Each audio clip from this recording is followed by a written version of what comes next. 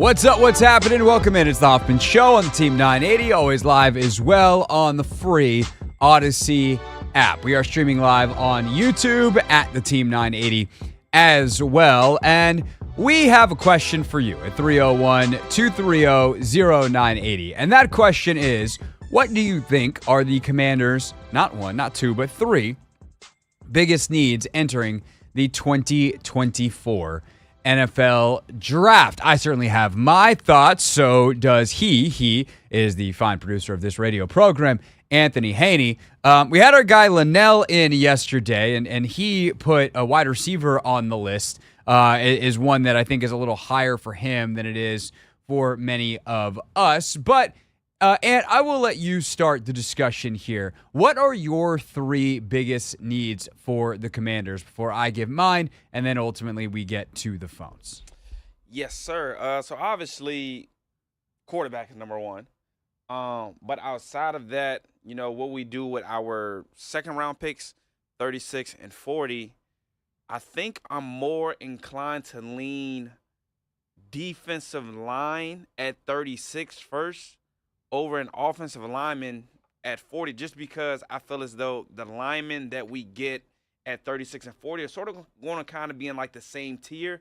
And I think defensive line is just one of those positions that is not as deep as offensive line, wide receiver, and also the quality per se. So I would just say I would be more so hell-bent on trying to get one of these defensive linemen and then going to get my left tackle. So that's a bit of a different question, though, right? Which is, how do you use your picks versus what are the biggest needs? Yeah. So if we take it out of the context of the contour of this draft class, right, where we say we're not worried about exactly how they use picks to 36 and 40, but we're like, what do they need? If you could pick players out of the pool tomorrow, and you get to pick three, what positions would they be? I think quarterback is obviously number one. They need a franchise quarterback. They need an attempt at one. That is obvious. To me, the obvious second pick is left tackle / offensive tackle. Left tackle specifically because it is one, actually, it's really the one outside of quarterback position where you really couldn't play a game tomorrow. And it's even more so at quarterback, because I don't think you'd pick the Commanders to win a bunch of games with Marcus Mariota at quarterback, but he's not an NFL quarterback. Again, I don't know if he's an NFL starter. He's certainly not a high-level NFL starter, but he's an NFL player, right? He belongs on a roster. He's one of the best 64 quarterbacks, so he should be on somebody's second somewhere, right? We can agree with that on Marcus Mariota. So even above like the, hey, could they play a game tomorrow test, above quarterback is left tackle. So to me, that has to be second. And then to me, you get to a question of what do you think of their cornerbacks versus what do you think of their edges?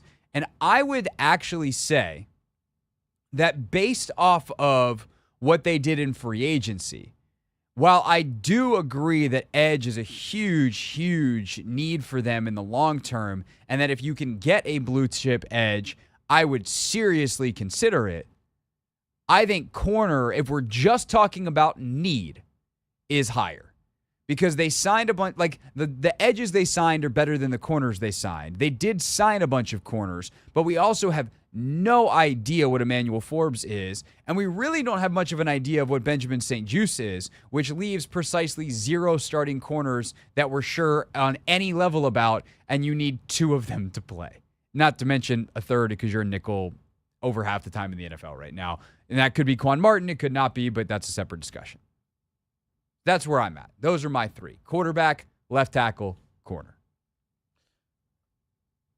So are we going strictly off position needs, or like how I guess we think? Well, I think we can do both, right? Okay. And so coming up at 4:30, we're gonna get to know the edge class and the defensive line and actually the linebacker class as well a little bit better, thanks to Logan's analysis on take command. So that's coming up at 4:30. But I think purely on need, those are the 3. I will say if you bend the class to this draft, it becomes a little more interesting because, for instance, to Linnell's point, I do think wide receiver is somewhere in the top 5, right? I think if I'm going quarterback, tackle, corner, I think wide receiver and edge are the next two in some order. I'd probably reverse them. Edge, then receiver. But because this wide receiver class is so deep, I'd feel better about coming out of this draft with the other four positions. That said, if you stand pat at 36 and Ladd McConkey out of Georgia, who's maybe the best slot in the draft, super short area bursty guy, just knows how to get open, would kill it in a Cliff Kingsbury offense, is there, and they take him, I'm not going to be mad at all. You know, if one of these say Kool-Aid McKinstry falls, or if you even want to take a flyer, it's probably a little rich for him, but like Mike Sanders still out of Michigan, who is a bona fide slot corner. He played slot at Michigan in an NFL-style defense, and they need a slot corner here unless you think Quan Martin's that guy. I think he's probably better off being moved around a little bit, but let's say that they make that determination, that Quan is more of a safety and you need a true or even a big nickel, but you need like a nickel. Mike Sanders still is a really good pick there. There's a couple of other corners that are worthy of those picks as well. So I do think this class does leave you some potential options. And I would say even if they trade up, I think you trade up with the idea of probably taking an offensive tackle. But if Leatu Latu's medical checks out for you and he starts falling into the 20s, he's the best, the most polished, as it should say, pass rusher in the draft. We did in one of our previous mock drafts where we traded back and got some extra picks, or did a trade back, trade up thing at 2. And we still wound up with Jaden Daniels because PFF's mock draft simulator did a goofy bit that let us. And so we had that 23rd pick, and we didn't even have to trade up for it, right? Because we did the Minnesota trade, and then we went from 11 to 6 and still had 23. And we're staring at a couple of the offensive tackles, but we're also staring at Latu, and we're like, we'll just take Latu. And we wound up with, I think, Patrick Paul at 40, who's one of Logan's favorite tackles in the draft, and we were pretty happy with that. So it just depends. You are playing the game of what do you think is going to happen later on. You know, who has been selected so far. You have to almost do your own mock drafting and then see, okay, if it goes this way, and this way, are we happy with the results? And then play it from there. But I think in terms of pure need, if I could have the draft fall in a certain way where the best player on the board is at the positions that I want, it's quarterback at 2, which is obviously going to happen. And then it is offensive tackle at 36, although we'll talk about it. I'd probably trade up and just get an even better one. And then it'd be probably corner at 40. That'd be how I want the board to fall. Yeah. What's your final answer, and then we'll get to some phone calls. I think I'll go quarterback at 2. To be honest, if we're doing best player available, I would not be surprised if one of these corners in No. It's what do you want? Who do you want? What positions do you want to be the best available at 36 and 40? All right, Ant's going to keep thinking about it. Yeah. We're going to take some phone calls. 301-230-0980 is the phone number. 301-230-0980. Ant's answer, your answers, next on The Hoffman Show.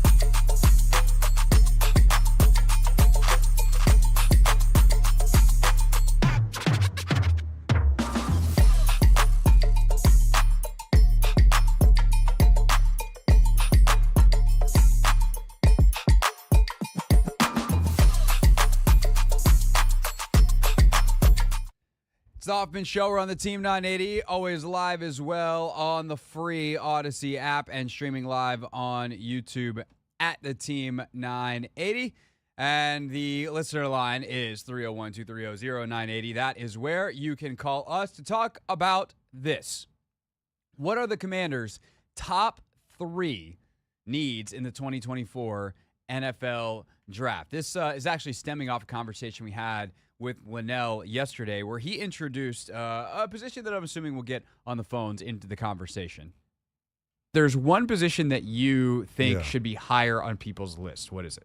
I feel like it's wide receiver, and in this offense in particular, where we're going to see them deploy 3 and 4 wide receiver looks more than the average team in the NFL, I think they need to improve not only the depth, but I think the talent at the top of the room. So if you want to hear the full discussion between me and Linnell yesterday, check the Hoffman Show podcast. We obviously talked about the top of the room and Terry, and really the conversation was more so about Jahan, but also the kind of depth pieces that they could look for and that are available in this 2024 NFL Draft. So what say you? At 301-230-0980. Let's get things started with our guy, Lap. Lap, top 3 needs in the 2024 Draft. Get us started. Hey, what's up, Craig? What's up, Southeast Ant? Hey, I'm gonna say quarterback. I'm gonna say corner, and I'm gonna say receiver. I mean, I do agree with you about the offensive line. I mean, we could probably still get that, and I think the position where we are positioned at number 2, I don't know what offensive lineman is going to be available around that 2. I wish we had more than one first-round pick, so we could either get a receiver and a quarterback, or offensive lineman and a quarterback. But I actually think, Lap, you're hitting on something here that I think is a very good possibility. It's something that I've talked about quite a bit here, and that Logan and I have talked about on Take Command. And I heard Robert Mays, my buddy who hosts the Athletic Football Show, talk about this on his pod today. I think this is definitely gaining steam for people paying attention with any kind of closeness to the old Mandos. The Washington Commanders have a ton of draft capital, and they can very easily get back into the back end of the first round. I think if they stay put at 36 and 40, you're looking at maybe Kingsley Suamataia from BYU. He has started to pop up at the back of a lot of first-round mock drafts, so I don't know that he's actually going to fall that far. But Suamataia, I think Patrick Paul is definitely going to be available, who is Chris Paul's, the current backup left guard's brother. Patrick is a better prospect. He is a physical freak, just insanely large man who moves very, very well, very raw, wasn't coached particularly well in college at Houston, but you get him in the right NFL line room with a good NFL O-line coach, which obviously, we'll see if Bobby Johnson is that. He developed Andrew Thomas really well. Evan Neal has been a disaster in New York. So who knows? Beauty is in the eye of the beholder, or the ability to get something out of a player is sometimes player by player, not coach by coach. But end of the day, you draft him and maybe you use Corn Lucas as a 6 to 8 week bridge and get Paul ready to play and let him experience a little bit of NFL action in a couple of those games. You do a little rotation, and then he becomes your full-time guy. But you don't have to stay there. If you love Suamataia, you could move up late first round. Or I actually think they have enough draft capital to pretty easily get back up into the high 20s, even the late teens. Just depends on whether or not there's a run on tackles and how high you need to go, and then who falls and how you like them. So names to watch in that range. J.C. Latham from Alabama, Amarius Mims from Georgia, who's only played 8 games in college, but they were unbelievable 7-8 games of high-quality SEC football. Who else is in that range? Tyler Guyton out of Oklahoma. Might be more of a right tackle than a left, but he's a first-round tackle for sure. And he's got a nasty streak, and Logan's a big fan, and I defer to O-line stuff to him for sure. So those are just some of the names that could be available for you in the 20s. And if that's the case, I would probably do that. I'm okay having just 5 picks in the top 100 and sacrificing one to get a starting left tackle. And I think by the end of night 1 in Detroit, the Commanders could very well and should very well try to have their left tackle and quarterback of the future. Let's keep it going with Cliff. Cliff, thanks for calling. You are on the Hoffman Show. Hey, what's going on, Craig? What's up, Cliff? Definitely the number 2 pick has to be quarterback. Number 36 and 40, I think I'm going to go the route of Ant. Unless there's a top-tier left tackle out there or right tackle, then I probably would go either edge at 36 or maybe that left tackle at 36 or vice versa. Whoever's the top tier, I would get at 36 and then the other at number 40. And I'm also going to definitely try to draft a right tackle because Andrew Wiley is suspect, and it's time that we have to get 2 starting tackles that will be here for the next 10 years. And if I'm going wide receiver, I think I heard you say yesterday that Terry is better as a Z. In an ideal world, I think that's where I'd play him, but he's fine at X if you need him to be. I think they could go any direction at wide receiver. Oh, okay, because I was thinking, because Terry likes to run, and Jahan might have had a bad sophomore year last year. Mm-hmm. He seems like he likes to run.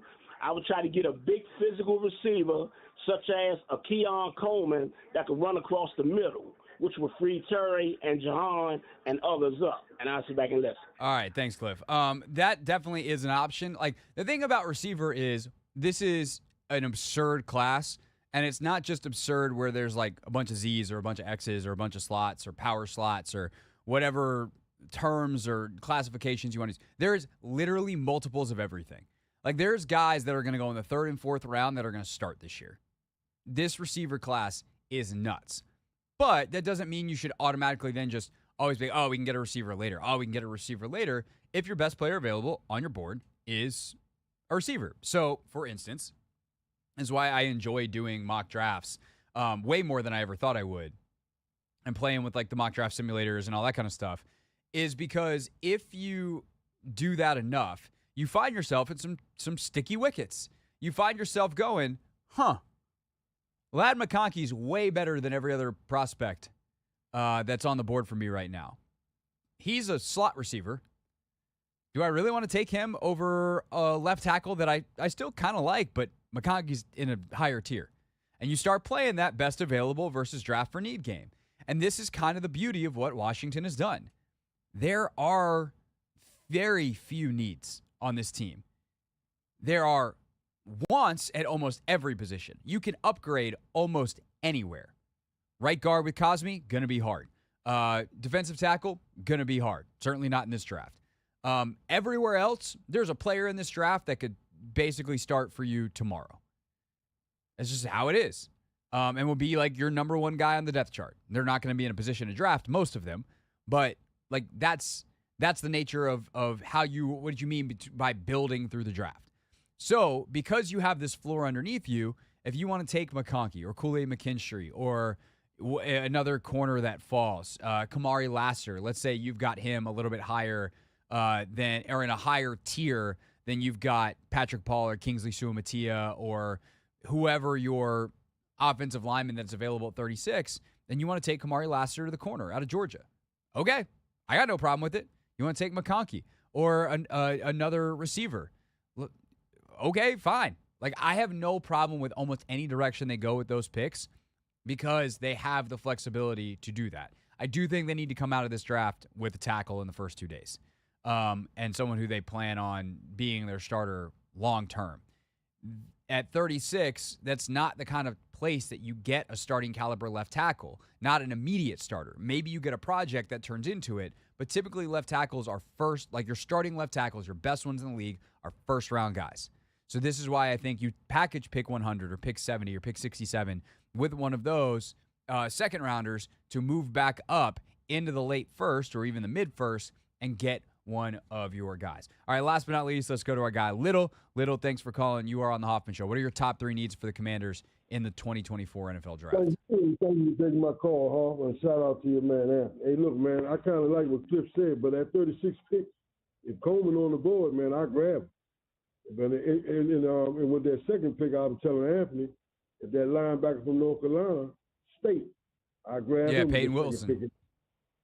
Yeah, I mean, I know Limo, I was telling Anthony, he's going to be more rushing the ball. and then he's gonna be rushing the quarterback, and then I think they're gonna have Davis covered. But Davis covered pretty good. So we need somebody to hold down that middle or get groomed behind where we got the kid, the veteran. Well, right.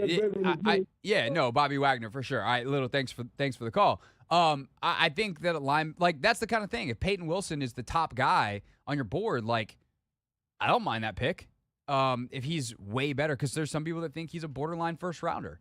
And so if all of a sudden you're sitting there at 40 and he's available and all the tackles you wanted and everyone else is gone, then like, okay, cool. Let's take Peyton Wilson. I'm not as big of a Coleman guy. There's some separation stuff there. And I got questions about it, but he's certainly an intriguing talent. There's a lot of stuff to like. There's some things why he's not like one of the top receivers, but if you want to take a big X, Keon Coleman, you can do a lot worse. Put it that way. But there's other guys that are going to be in that mix as well. So that is kind of the fun of this group is you got a bunch of guys with a bunch of different skill sets. Franklin, the kid out of Oregon, is going to be there around that range. Like there's a ton of receivers, and I'm not mad if one of them is your top player that you just go that direction. And as Linnell said, the clip we played off the top, in a system, air raid style, where you're probably going to have 3-4 wide receivers on the field regularly, having a goon squad of guys is not the worst thing in the world to have in your rotation. All right, when we get back here on the Hoffman Show, you're going to hear from Logan Paulson on the defensive line class. So we'll get edges, we will get defensive tackles, and then we will also get some linebackers. There's actually a player later, like third, fourth round, that Logan really likes as an archetype to kind of be the understudy for Bobby Wagner. You'll hear who that player is. Then coming up at 5 o'clock, my new best friend, Evan Washburn. We had lunch today. CBS sideline reporter who covers the NFL, also covers the NCAA tournament. He's going to join us to preview the Final Four this weekend. Evan Washburn at 5, Logan next. Never read the comments at 5:30. We're loaded up today. That and more still to come on the Hoffman Show.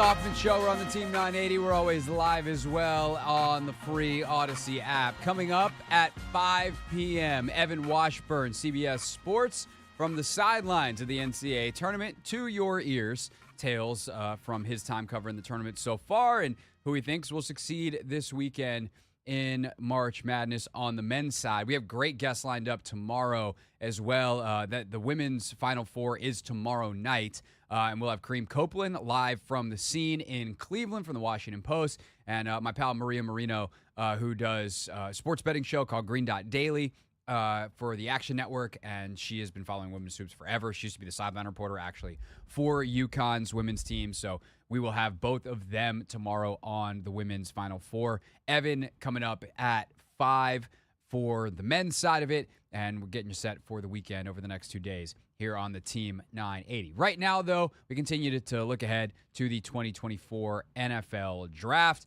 And specifically, as we continue our Take Command draft guide, looking at the front seven, an edge class that's a little more loaded than people think, defensive tackle class that's got a couple of studs at the top, and a linebacker class that might have a few pieces that are intriguing for the Commanders later on. Here's Logan and I from the latest edition of Take Command.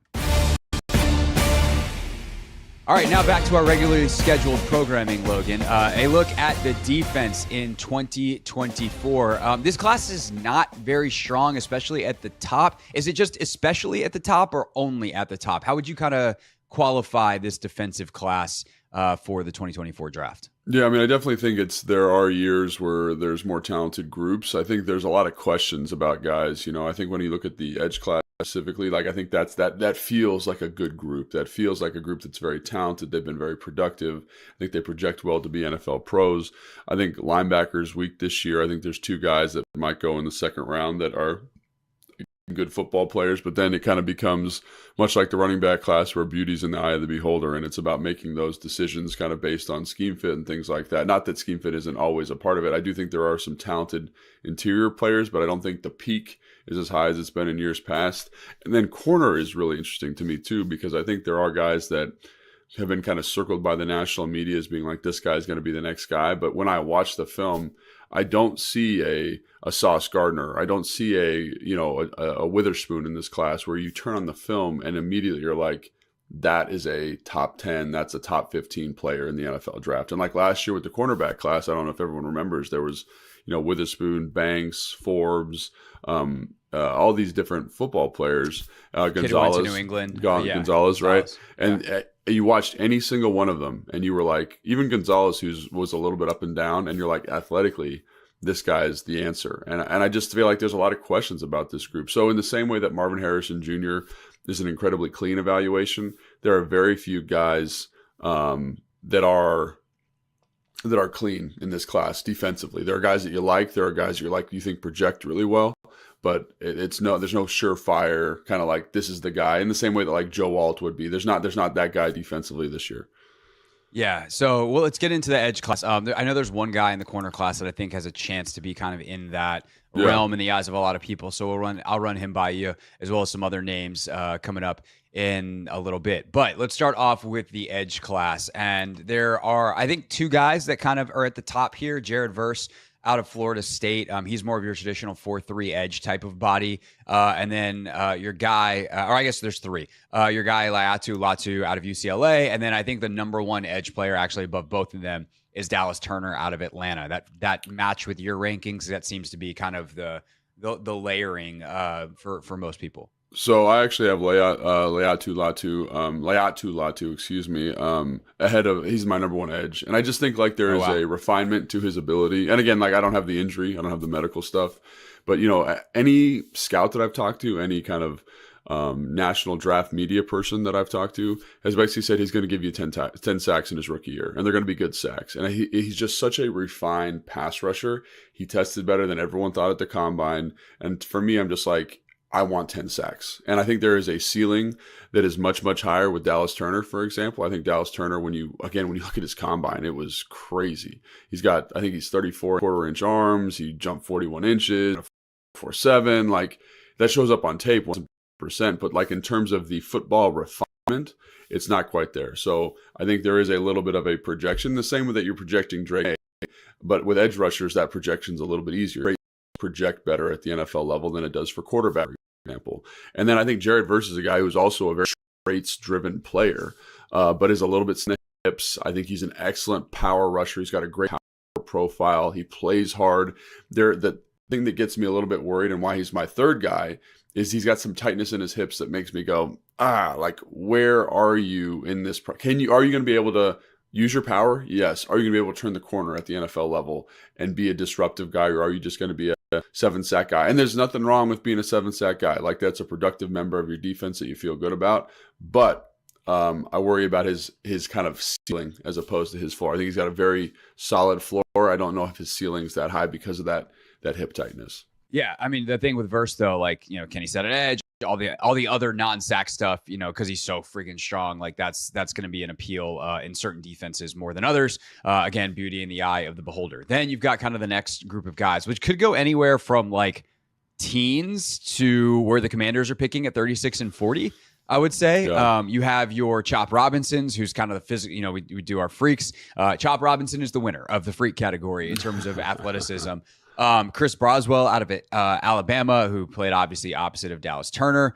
Your guy, Darius Robinson, who, by the way, Matt Miller's most recent mock, he had Robinson and Patrick Paul going 36 and 40. And I was like, did you do this for Logan? So Darius Robinson, but then a couple other guys, Braylon Trice out of Washington, Marshawn Nealon, who I know you like, out of Western Michigan. It's funny because I think initially this edge class got a rep for not being very good and very deep. And we were doing a show, 2 months ago, I think right after the Senior Bowl. And I was like, what about this guy? And you're like, I like him. What about this guy? I like him. And so there actually is a little bit more depth in this second tier than I think initially people thought. I totally agree. And so, for me, the next best player is Darius Robinson. I think he just has a physicality and a toughness and a mindset and a body type that is very unique. And I do think people undervalue kind of the Cam Jordans of the world, these power rushers that can compress the pocket and make and cause pressures, maybe not sacks, but cause pressures against tackles who aren't used to seeing that type of body type. I'm a little bit up and down on Chop Robinson in terms of his production. He doesn't use his hands well. Like, the refinement of the position is not there. But like you said, dude's a freak. And you see that freakiness. And as you said, traits translate real well. And he's got, boy, does he have traits. Traits translate really, really well. And I think he's a guy that, again, traits are traits, and he's got them. And I think if you get him with a good defensive line coach, and it's one of the things like where if he were to slip and were to fall for whatever reason, 236 and Washington picked him, I think you're doing backflips, because I do think Dan and Witt have a really good feel, or they've shown a feel for kind of how to take a guy who has a lot of traits and put him in a position where he could be successful. So he's a guy that I think is interesting. Trice, Nealon is kind of my next group of guys, and I think both those guys are, I'm probably a little bit higher on Nealon's athletic upside. He's big guys. I think he's 6'4", 6'5", 268, 270. But all of his agility drills, all of his jump stuff was great. And you see a guy who just plays with his hair on fire. Trice is a guy that I like his film a lot, but again, kind of did some weird stuff in prepping for the combine. He lost a bunch of weight. He got down to like 240 to run fast. He was listed at 270 in the season, so he lost 30 pounds from the end of the season to now. Kind of just a weird call, and then didn't test as well as you'd expect a 240 guy to test. So kind of just like a weird decision. Right. His film's excellent, but like, I'm just like, that's a conversation I would like to have with him. Like, who told you to do this? Why'd you do this? And but that's all right. I think he's an excellent football player. So I do think there is in that second tier guys that can contribute. They're not as dynamic as the top three guys, obviously, but I do think there are some legs to this class. Like Noah Ellis is a guy no one really talks about from Utah, who's got some tremendous pass rush savvy and nuance. And I think he'd be there. I know he'd be there at 40, but maybe he slips into the third round. You get an excellent edge rusher there. So I think there's a lot of really good football players at this position, and it feels like maybe not the top, like the peak's not as high, but there's a base of talented people that can contribit at the NFL level. Yeah, that's 67th, baby. There's someone there. So this is the benefit of having as many picks high as you do. And if you all of a sudden there's a run and you need to get back into the 50s, like you can probably do that pretty easily. So that's an important thing to remember in terms of the movability and the flexibility for the Commanders. All right, defensive tackle is up next. There's, I think, one name that kind of was floating the rest. I guess Jer'Zhan Newton is maybe in there from Illinois, but Byron Murphy II from Texas seems to be the top defensive defensive tackle guy in most NFL circles. What makes him special? And like, is he a Payne Allen level prospect? The height of this class being less than that. I think the height of the class is less than that. I think you see a higher athletic upside, which I think is why people get pretty juiced for him. And I think you see a power and a strength to his build that is exciting, and I think you see some pass rush nuance. And again, you never saw the production translate. He was playing on a pretty good defensive line, I thought. Like Devontae Sweat was playing next to him. Yeah, the next guy on the list is probably his teammate. So you got two. You have an Alan Payne situation, but not quite an Alan Payne situation. Right. And I do think that you kind of were always hoping for more, but I think you see like violent hands and ability to sink and get low and split double teams, rush the passer. He's quick-footed. He's like a dancing bear out there. He looked great at the combine. He tested well. And so I think, again, like of the guys, obviously Jazier Newton, is a good player, but I didn't see the athletic kind of potential that you see with Byron Murphy. And so I think the production's there for Newton, but that kind of just that home run ability, that guy to just be a game wrecker, that's Byron Murphy. And I do think coming out of the combine, he put himself in position to be the first defensive player taken. So I have Latu, and I think he's kind of in that same, or Dallas Turner, he's kind of in that same bucket. Like if someone falls in love with him, which I could definitely see, I think he could be the first defensive player taken. Yeah, for whatever it's worth, most mock drafts that I've seen, the first defensive player off the board is Dallas Turner at 8 to Atlanta. He's being mocked there constantly. But, Murphy is definitely a guy that pops up in that range. As you mentioned, all it takes is, Kyle Smith and friends down there in Atlanta to say we actually like Latu better, and he's the guy at 8 instead of Dallas Turner. So, we could see, but definitely good to kind of understand the tiers here.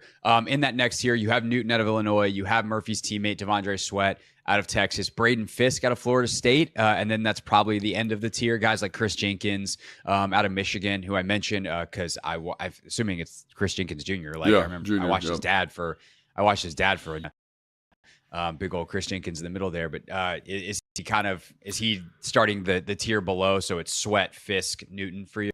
Yeah. So for me, it's Fisk, Chris Jenkins actually, and then Sweat. It would be my kind of that next tier, those next three. So Newton's even farther down for you? Oh no, or is he up there? He's up there with Murphy. He's in the tier with Murphy, yeah. So those are my next three guys. Like Fisk tested awesome. He plays on fire. He's got some short arms, so you kind of wonder about his down-to-down ability to stay on the field. But I like the player, I like the prospect. I think he's going to be a good pro. It just depends on it. Kind of like with Jared Verse, but like to a lesser degree. It's like, what is your role at the next level? Like, are you juiced up enough to be a third down pass rusher, or can you kind of be a 5-10? Like, what is your role? You're a little undersized, not crazy, but a little undersized. So yeah, we'll see what happens with him. But I like the film a lot. I like the player a lot. Again, the production just never came around for him.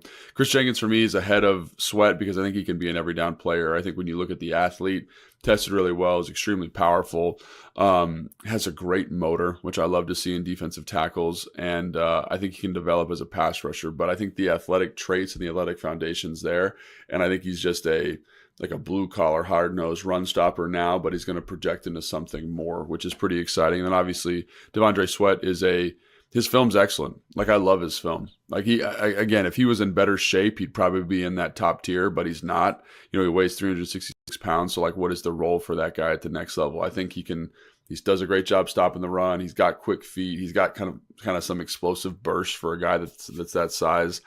He uses his hands really well, but, conditioning is going to be a big thing for him, and like how often is he actually on the field? So, gotcha. All right, let's knock out linebacker real quick, and then we'll do the back seven clump together. So Peyton Wilson out of North Carolina State is the guy here. He's got a chance to go first round, probably second, but he's the top guy at the position.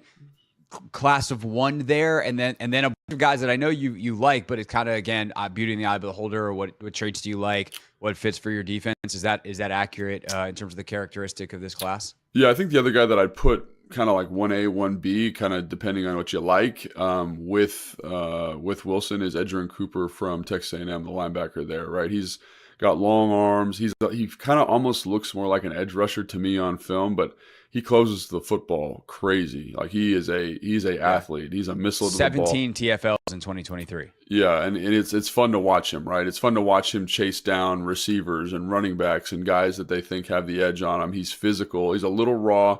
I get a little bit of like, and I don't mean this in a bad way, a little bit of Jamin Davis vibes in terms of how he takes on blocks. Like he's not always perfect in terms of technical, but I do think in terms of production and think in terms of set, like he's a guy you're like, yeah, this dude's got it. It's just about, for me, it's like he plays well near and around the line. How does he do in coverage? A lot of these college defenses don't demand a lot of those linebackers, and they're going to be demanded of at the NFL level. So a little bit of a question mark there. But, tested, moved well at the combine, a guy that I like quite a bit. But, yeah, it's those two guys. And I think you could have a team that says, oh, we like Cooper a little bit better than Wilson for XYZ reasons. But then I think you kind of get into tier 2. And for me, it's Gray from North Carolina.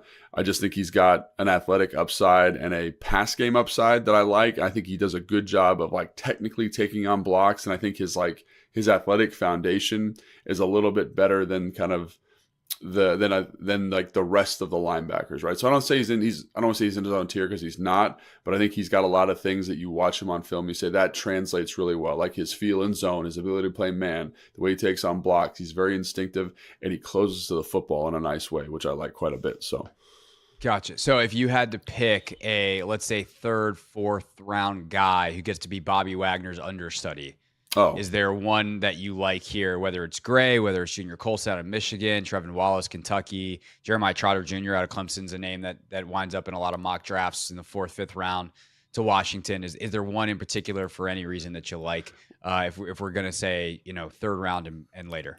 Yeah, so obviously Gray would be because he's the 3rd guy on my list, but Maurice Luafu, I probably butchered that, but he's from Notre Dame. And when you turn on the tape, he's a guy that's big. He's like 6'3", he's 200 and almost 40 pounds, 239 pounds, I want to say, long arms, and just has this like traditional linebacker approach to life. Like pulling guard, he is going to hit you in the chin and you're going to feel it, right? He knows how to use his length to take on blocks. He can run down receivers. He moves so well for a big man. I think his production at times is a little bit up and down. But if you watch the Navy game, if you watch, I think it was the Notre Dame game, he is all over the field. And I think there is a little bit of kind of an instinctive issue. Like, where are my eyes at? Like, where is my eye discipline at? Because there's times where he's looking in the backfield and they're running a reverse or they're running a counter and he's a little late to the action. He relies on his athleticism to get him there. And again, he arrives with bad intentions. But in terms of frame, in terms of body type, like, I think if he's there in the 4th, 5th round and you're like, we're looking for a body, like, I think that's, he has the body, and he has the kind of the mindset. It's just about kind of refining that. So I think like the way you characterize that is perfect. Like, get him with Bobby Wagner and say, hey man, get this guy looking at the right stuff, doing the right things. And I think, again, like, he's the 4th guy on my list. And a lot of people say, oh, why not Junior Colston?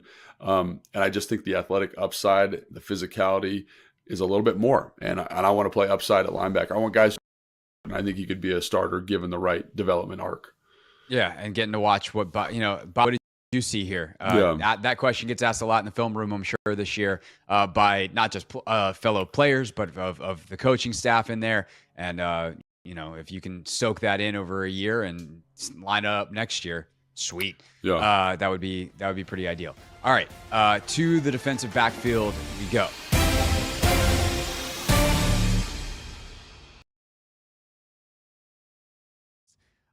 That, of course, is available anywhere you get your podcasts. Also on YouTube at the Team 980 full episodes. I got some clips up on my page as well at Craig Hoffman. Definitely worth checking out the full pod for the DBs preview. And Logan and I talked about our process when it comes to the quarterbacks and why our thoughts on them have evolved over the past couple of months. We'll talk about that coming up at Never Read the Comments at 5:30 as well. Anthony, I know you were, for part of that, wandering around trying to find a fork for your cup of noodles over there, which happily we can report Anthony did find a fork for his cup of noodles. I did indeed. Which is excellent. We love that for you. We want you to be well-fed, nourished, peak to perform. But you hear a lot of names that Logan likes at that edge position. Do you feel a little bit better about their position now to be able to select one in the second round? I feel a little bit better, but I'm not going to lie. Just thinking of best player available. I'm coming around to the cornerback need a little bit more, just because we did pay Dorrance, and then all the corners that we have are pretty much like because the 1 thing is, year. like, right, Farrell's like this edge setting 3-down run player that doesn't have a ton of pass rush juice, but he was a top 5 pick. It shouldn't have been, but like legitimately was a top 15 pick, right? Dorrance Armstrong, 3-down player, has some pass rush juice. Then you got Dante Fowler, who's like real pass rush juice, but also they can move guys around. Like they can move Allen outside, they can move Payne outside. Like they can do some stuff to create some pass rush, and schematically they're way better. And they've got Luvu and Davis, who are both really good blitzers. So like I'm actually less scared about generating pressure as I am having guys on the back end who can do something. And that's the thing too, is like I want to know, I don't know enough about these corners that they signed, because they signed a bunch of guys that are like all the same kind of guy. A lot of them have good ball production, they're longer. And I think what made that Dallas defense so good was you had the marriage of rush and coverage. And so it's Joe Witt and obviously DQ install whatever version of that they're going to have here. They need the back end to hold up to make the front end work. And then they need the front end, obviously, to get the pressure to where quarterbacks feel like they have to get the ball out, and the back end guys, A, don't have to cover forever, and B, can jump routes. I don't know that they have that. And it's also why I circle corner so heavily is if one of your big traits is I need you to be able to catch the ball because you're going to get opportunities, Benjamin St-Juste has zero history doing that well. Literally zero, which I hate because I like BSJ a lot as a dude, and I actually think he's a pretty decent football player when he's not put in terrible positions like he was all year last year. But I just don't know that he's a legit starter for you. And that's to me why I'm like, no, they need another one. They need another corner. I think you made a lot of fair points. I mean, especially because of what Dallas was able to do last year. You talk about being able to, catch the ball, capitalize on those opportunities. And a lot of what Dallas did, they mirrored, the coverage with the pressure. So yeah, I think you raised some good points. So I think I'm going to go QB, O-line, cornerback. All right, so we're on the same page. I also wonder, Deron Bland comes out of nowhere. Can they find their Deron Bland this year? Trayvon Diggs played way better than his draft position. So, they have a habit of this. Can they find one of these guys that they signed, or can they find someone even maybe later in the draft who fits the mold and they can coach up in year one opposite Emmanuel Forbes, because you need him to work out as your first rounder from just a year ago. We get back, we switch gears to the NCAA tournament. On the men's side, you got UConn and everyone else. I'm going to give that choice to Evan Washburn of CBS Sports. Who does Evan take this weekend, and what other storylines is he watching? Fresh off 2 weekends of Final Four sideline reporting, Evan Washburn from CBS joins us in 5 minutes.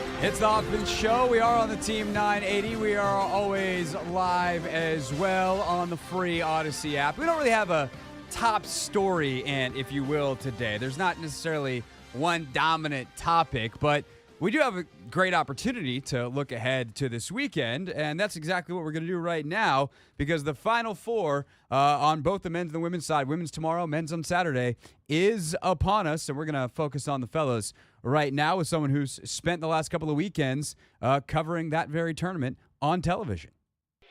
Today's top story from the perspective of someone who's there. You are looking live. This just in. Not my beat. And it's not often I can say I'm welcoming my newest friend on the show, but actually this morning I got the chance to meet up. We have some mutual friends, and we're linked together, and had a lovely lunch with Evan Washburn of CBS Sports. And then we were talking at the end, and he's like, "Hey, anything you need, let me know." And I was like, "Well, what are you doing at 5 o'clock today? Because I got a hole in the show." And ladies and gentlemen, boys and girls, CBS Sports, Evan Washburn. What's up again, buddy? Yeah, long time no talk. I know. I'm glad you made it back to DC in one piece. I mean, considering the traffic and all the things between DC and Baltimore, that's not always a guarantee. So we made it physically and mentally back. We're hosting this here radio show and ready to talk some hoops. And there is so many great storylines, I think, in this Final Four. And really, I feel like each team has kind of a top one. Is there one that really sticks out to you as kind of your favorite story, that whether it's, DJ Burns at NC State, the revenge tour of Purdue, UConn repeating, on down the list? Obviously, Alabama's kind of, because those other three take those headlines, the under-talked about team here. Is there a favorite storyline for you heading into this weekend? No, you're right, Craig. I mean, it's chock full of them. I think if you kind of really put me up against it, I would say NC State, just because as much as they're an established brand in college basketball, they've won a national championship, it's hard to imagine just how far they've come over the course of 3 weeks. I mean, Kevin Keatts is probably trying to work for his job, save his job, and this team is completely irrelevant if they lose to Louisville in the first round of the ACC tournament. That's it. And now they're on the doorstep of a national championship game, and they have all the components to win it. So it's not just your sort of Cinderella story a la George Mason, VCU. Again, NC State's maybe more elevated because they're an ACC team. It's the fact that they could actually win this thing that I think adds to it. Yeah, no doubt. The Keats side of this, I mean, DJ Burns has kind of become America's sweetheart here over the course of the tournament, and there's the NFL rumors and all the stuff that's going on with Burns. But, I mean, Keats is such a remarkable story because he was on the hot seat. Like, can you remember ever a situation like this? And especially if you've ever gotten the chance to talk to a coach, it's kind of like, I don't know, I'm on a free ride here, or, hey, this game means a lot to me because I know what it means. I could be out of a job. Can you remember covering something quite like that in your 10 years doing this in the tournament? I can, and I think the added layer to it was that he kind of came into the NCAA tournament on house money because part of his contract, and this is unbelievable language in the deal, if he wins the ACC tournament, which he did, it's a guaranteed 2-year extension that gets unlocked. So what he did in D.C. in the ACC tournament really set up the next 3 years for him financially, and then you imagine contractually in terms of holding on to the job.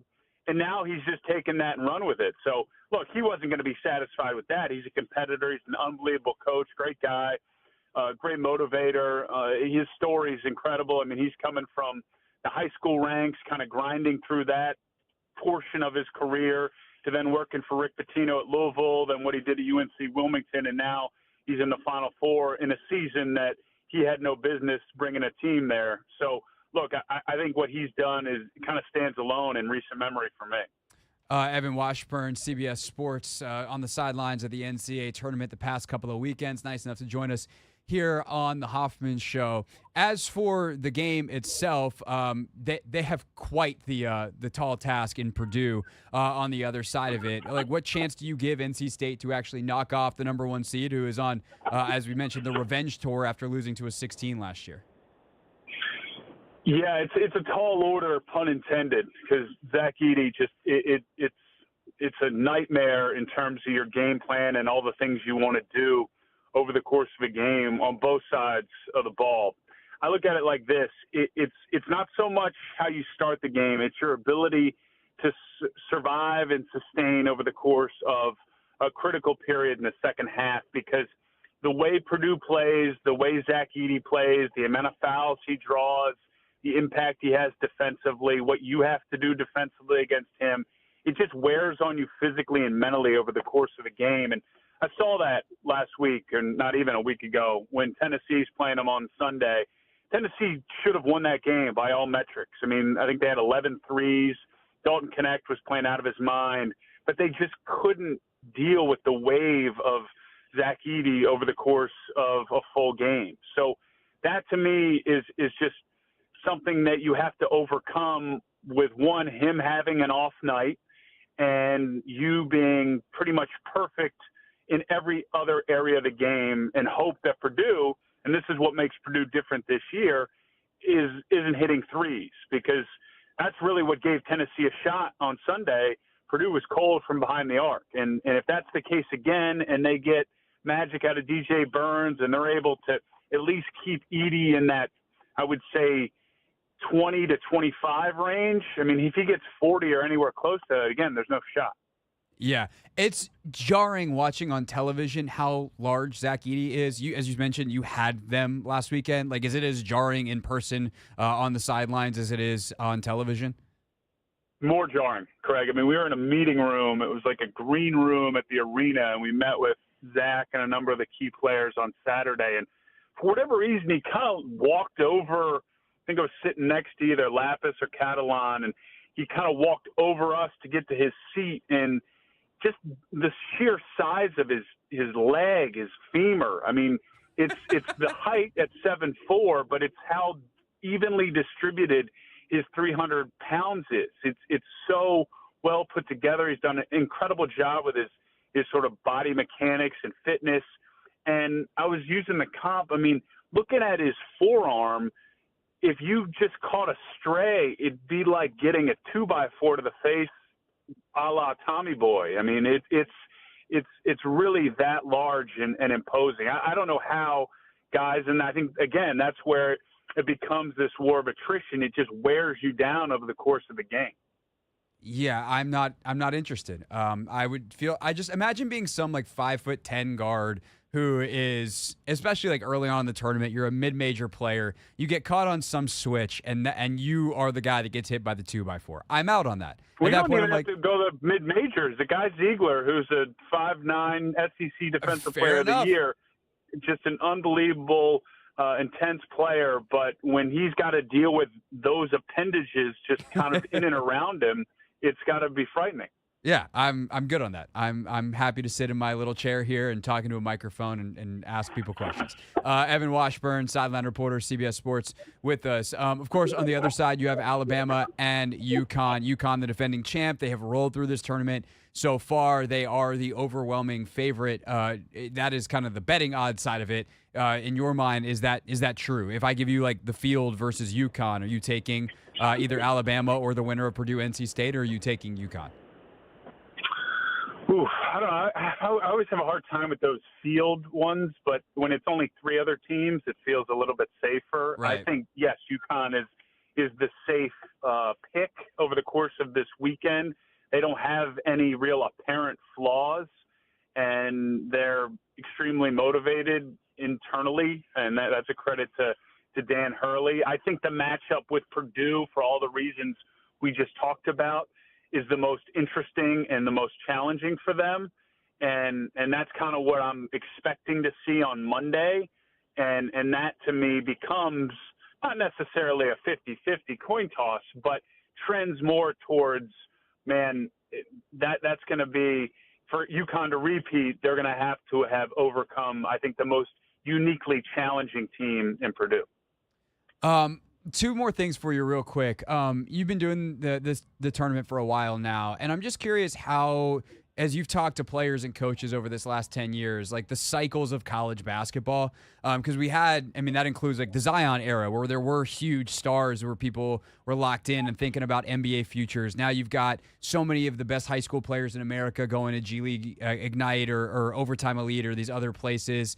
And so team building has become a little bit different. Obviously, NIL affects college basketball as well. Like, how many cycles of college basketball do you feel like you've covered, and how different is talking to the players of 2024 versus, thinking back to 2016, 2018, whenever you want to pick? No, it's a great question. I would say I don't necessarily sense the cycles per se. Yes, the conversations have definitely changed. The focus on the transient nature, the transfer portal, kind of wrapping your head around this player was on this team a year ago. Now he's facing them in the second round, and this is this player's DJ Burns. He's on his third team of his career.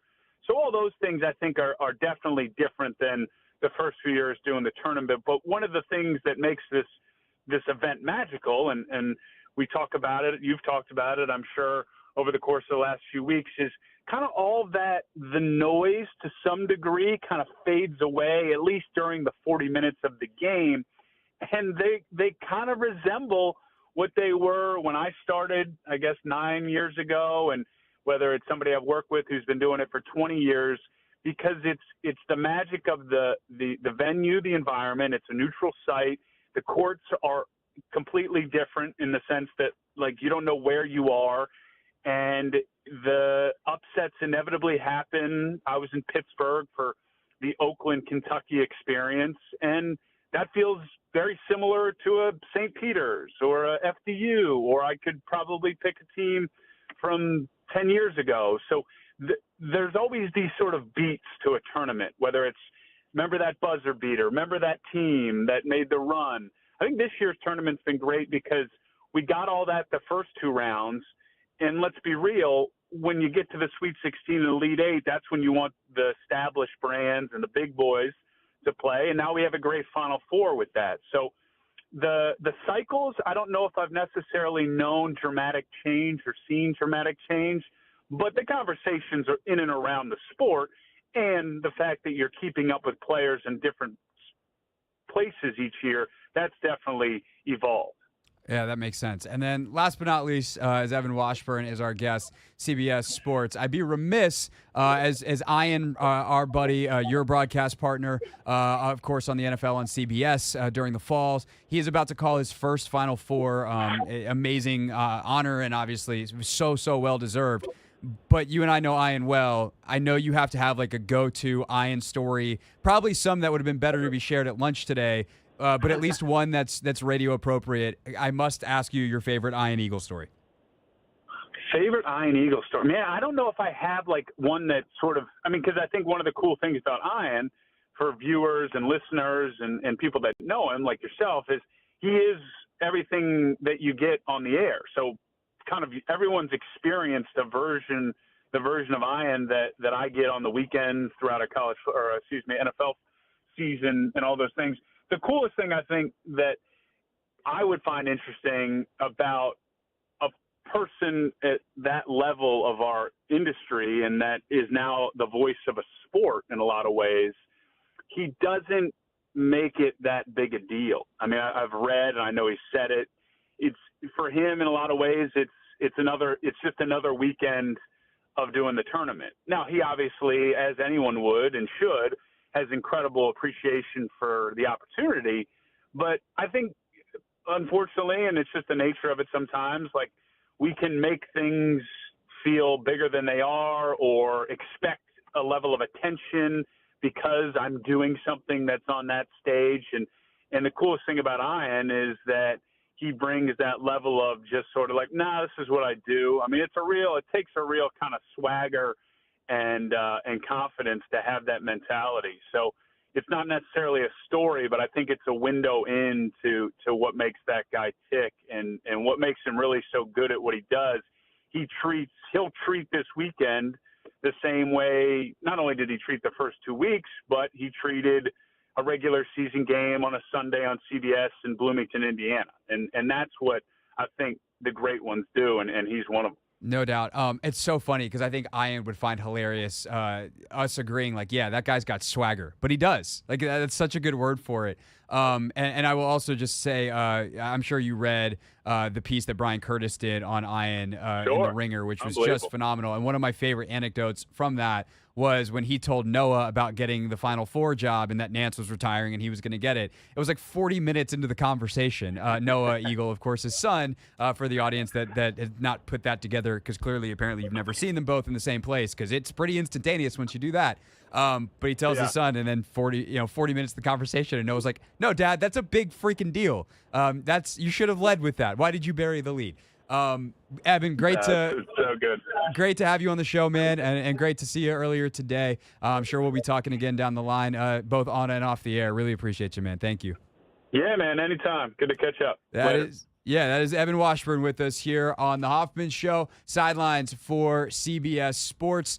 We will have the games all weekend long between the Team 980 and 106.7 The Fan on Westwood One, which I would mention, Anthony, real quick, like, Ian's lived, and I'm going to go on a bit of a broadcastery tangent here, but I think it's kind of a fun story for people to know. Like, somewhere in an archive, there is a call of Michael Jordan's shot in Game 6 of 1998 that Ian Eagle is the voice of. The call that we all know is Bob Costas on NBC. It's an iconic call. We've all heard it. We've all seen it. But Ian was calling that game too for, I believe it was the world feed. I think it was like the international feed in general. Maybe it was like some specific country that was also English speaking. So maybe it was England or Australia or whatever. But like, Ian has done that kind of stuff for years. And also, like, I believe this popped into my head because of promoting our coverage on Westwood One. Like, he's called games on the radio, some of the biggest games for years. And so while it is amazing that he has not had the chance to do that on television, because the network that he works at is the network that Jim Nance has been at as long, or actually longer than Ian has, for as amazingly skilled as Ian is, part of the reason he's able to like have this ain't new to me attitude about it is because it genuinely is not new to him. I would just love to get the compilation of like big Ian calls that no one has ever heard in the United States, because it is a very long list. I need to hear some of them, man. Like, it's funny too, because sometimes track them down. Yeah, there's like, or like Jay Billis, who is obviously the number one analyst for ESPN for how many years? But because CBS has the tournament, you'd think that he, or like Dickie V, has never called a championship game. It's like, dang, that guy's never called it. It's like, no, he calls it for ESPN Australia. There's like a whole international world out there that has all of our favorite broadcasters on it, and we never get to hear it unless you happen to be on vacation. Like, there's some American that is taking their spring break this weekend in Australia, and they're going to flip on the Final Four at actually, it'd probably be at like 9 a.m. Monday or Tuesday morning. That would be crazy. And Jay Billis and Dan Schulman will be on the call. Wow. I never knew that. Really? No. You just thought like whatever we got here was what you got all around the world? Maybe not all around the world, but obviously any English-speaking country? Yeah. Nope. Dang. You got different broadcasts. I mean, there's like a world feed. There's obviously Spanish language feeds, but I think that some of the rights holders, like, it wouldn't surprise me if like Sky Sports. Actually, I'm pretty sure this is true. Like, for the NFL, the Super Bowl, like Sky Sports has their own broadcast from that they disseminate in England, but it's like, maybe I'm trying to think of who does it, but maybe it's like Kurt Warner. I think Kurt actually called it for Westwood One this year on the radio. So he might be on the American side, but like, it's something like that where it's like Kurt Warner and Rich Eisen are calling the game for everyone in England. Wacky bits. I just learned you something. Yeah, I mean, you learn something new every day, but I definitely didn't know that. What could we call for a foreign country? A foreign country. Yeah, I mean, English speaking. I'm not trying to get us. We've had our troubles with French and Spanish and all the other languages on this show. We can barely speak English on most days successfully for 3 hours consecutively. what country, what English-speaking country do we want, and what event do we want to call? The Olympics in London. Okay, so we want to. I don't think you answered the question correctly. You said what event? Yeah, what event? So you want and then event, for what country? So you'd like to call it for England, for the UK. Okay. Because London is a city, not a country. Yes. Yeah. An event. And then what do you want to call, like, track and field? What are we calling it? The Olympics. Can't just be like the Olympics. Track and field. Track and field. I think that's it. The 4x1. Actually, the 100 meters. Quick race. That's pretty easy. I mean, calling track is not. I've called one track event in my life. Track event in parentheses. How'd it go? It was great. You know what it was? No.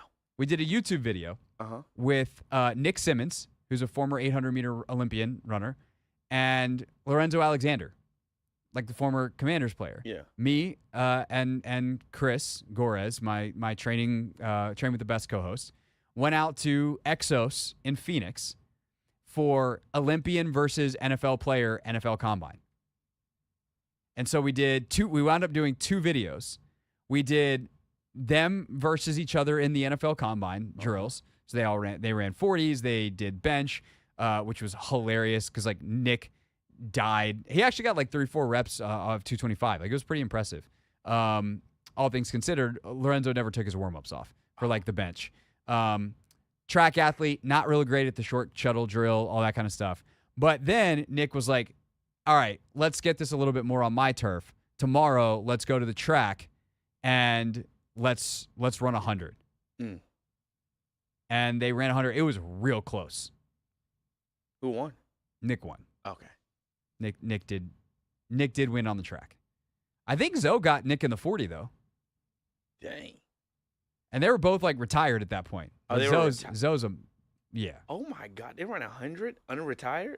I mean, they both still work out. Or retired, I guess. Oh. I mean, that was Nick's whole thing at the time. He was doing a lot of fitness YouTube stuff, Yeah. track YouTube stuff, and Lorenzo's just a monster. Yeah. Still a lot of. Dude was like 38 years old, 2 years out of the NFL, and still ran like a 5 flat 40. Yeah. Like laser timed 5 flat 40. Oh, he's moving then. That's fast. Yeah, he still got it like that. So, good times. Good times. Anyway, coming up next, we are 5 minutes away from Never Read the Comments.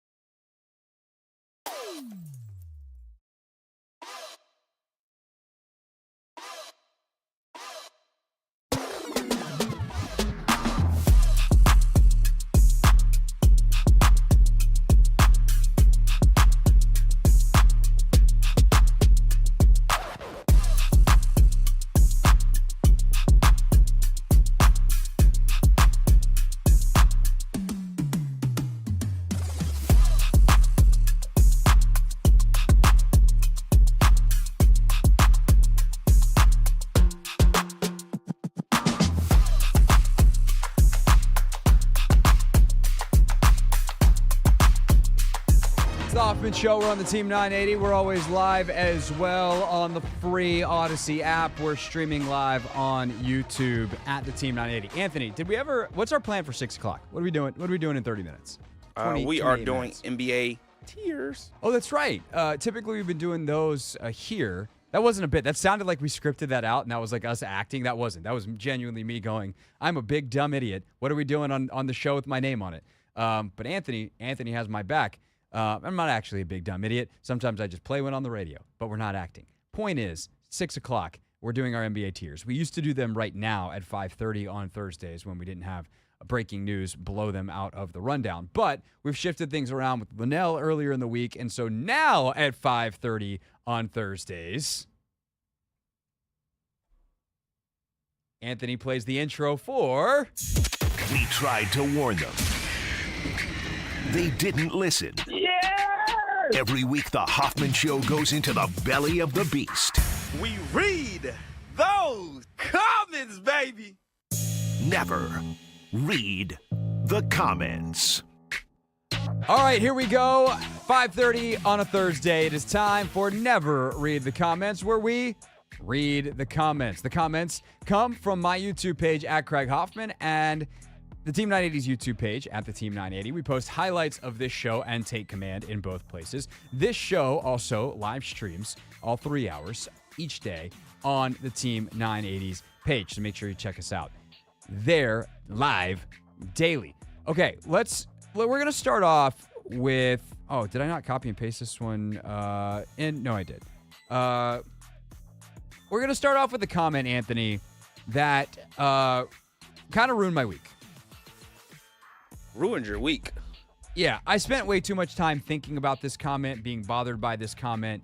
So in the effort, sometimes when you got something like that, you just need to take it head on. Mm-hmm. You just need to do it, process it, get it done. I will say, going back and forth with this person online, I eventually got to my point of peace, which is when I hit you with the thanks for watching, that's when you know I'm done. But I do think it's an interesting point that is brought up in a ridiculously silly way. But I think like the point that the person is trying to get to is worth addressing so people understand what's been happening over the last 3 months and what will continue to happen over the next, what are we at? We're April 4th right now? Yep. 21 days. Oh my God, the NFL draft is in exactly 3 weeks. Whoa. So Dennis Casely Hayford, 3245, commenting on an episode of Take Command where we were talking about quarterbacks. These two guys have no clue, so folks should not listen to them. By the way, he's commenting on a video that he's watching and listening to. These two guys have no clue, so folks should not listen to them. They waffle and change their thoughts all the time. Why didn't they watch McCarthy's tape and all the other quarterbacks, for that matter, from the first place, then make a proper assessment? They are all over the freaking place, constantly changing their minds based on how the wind is blowing.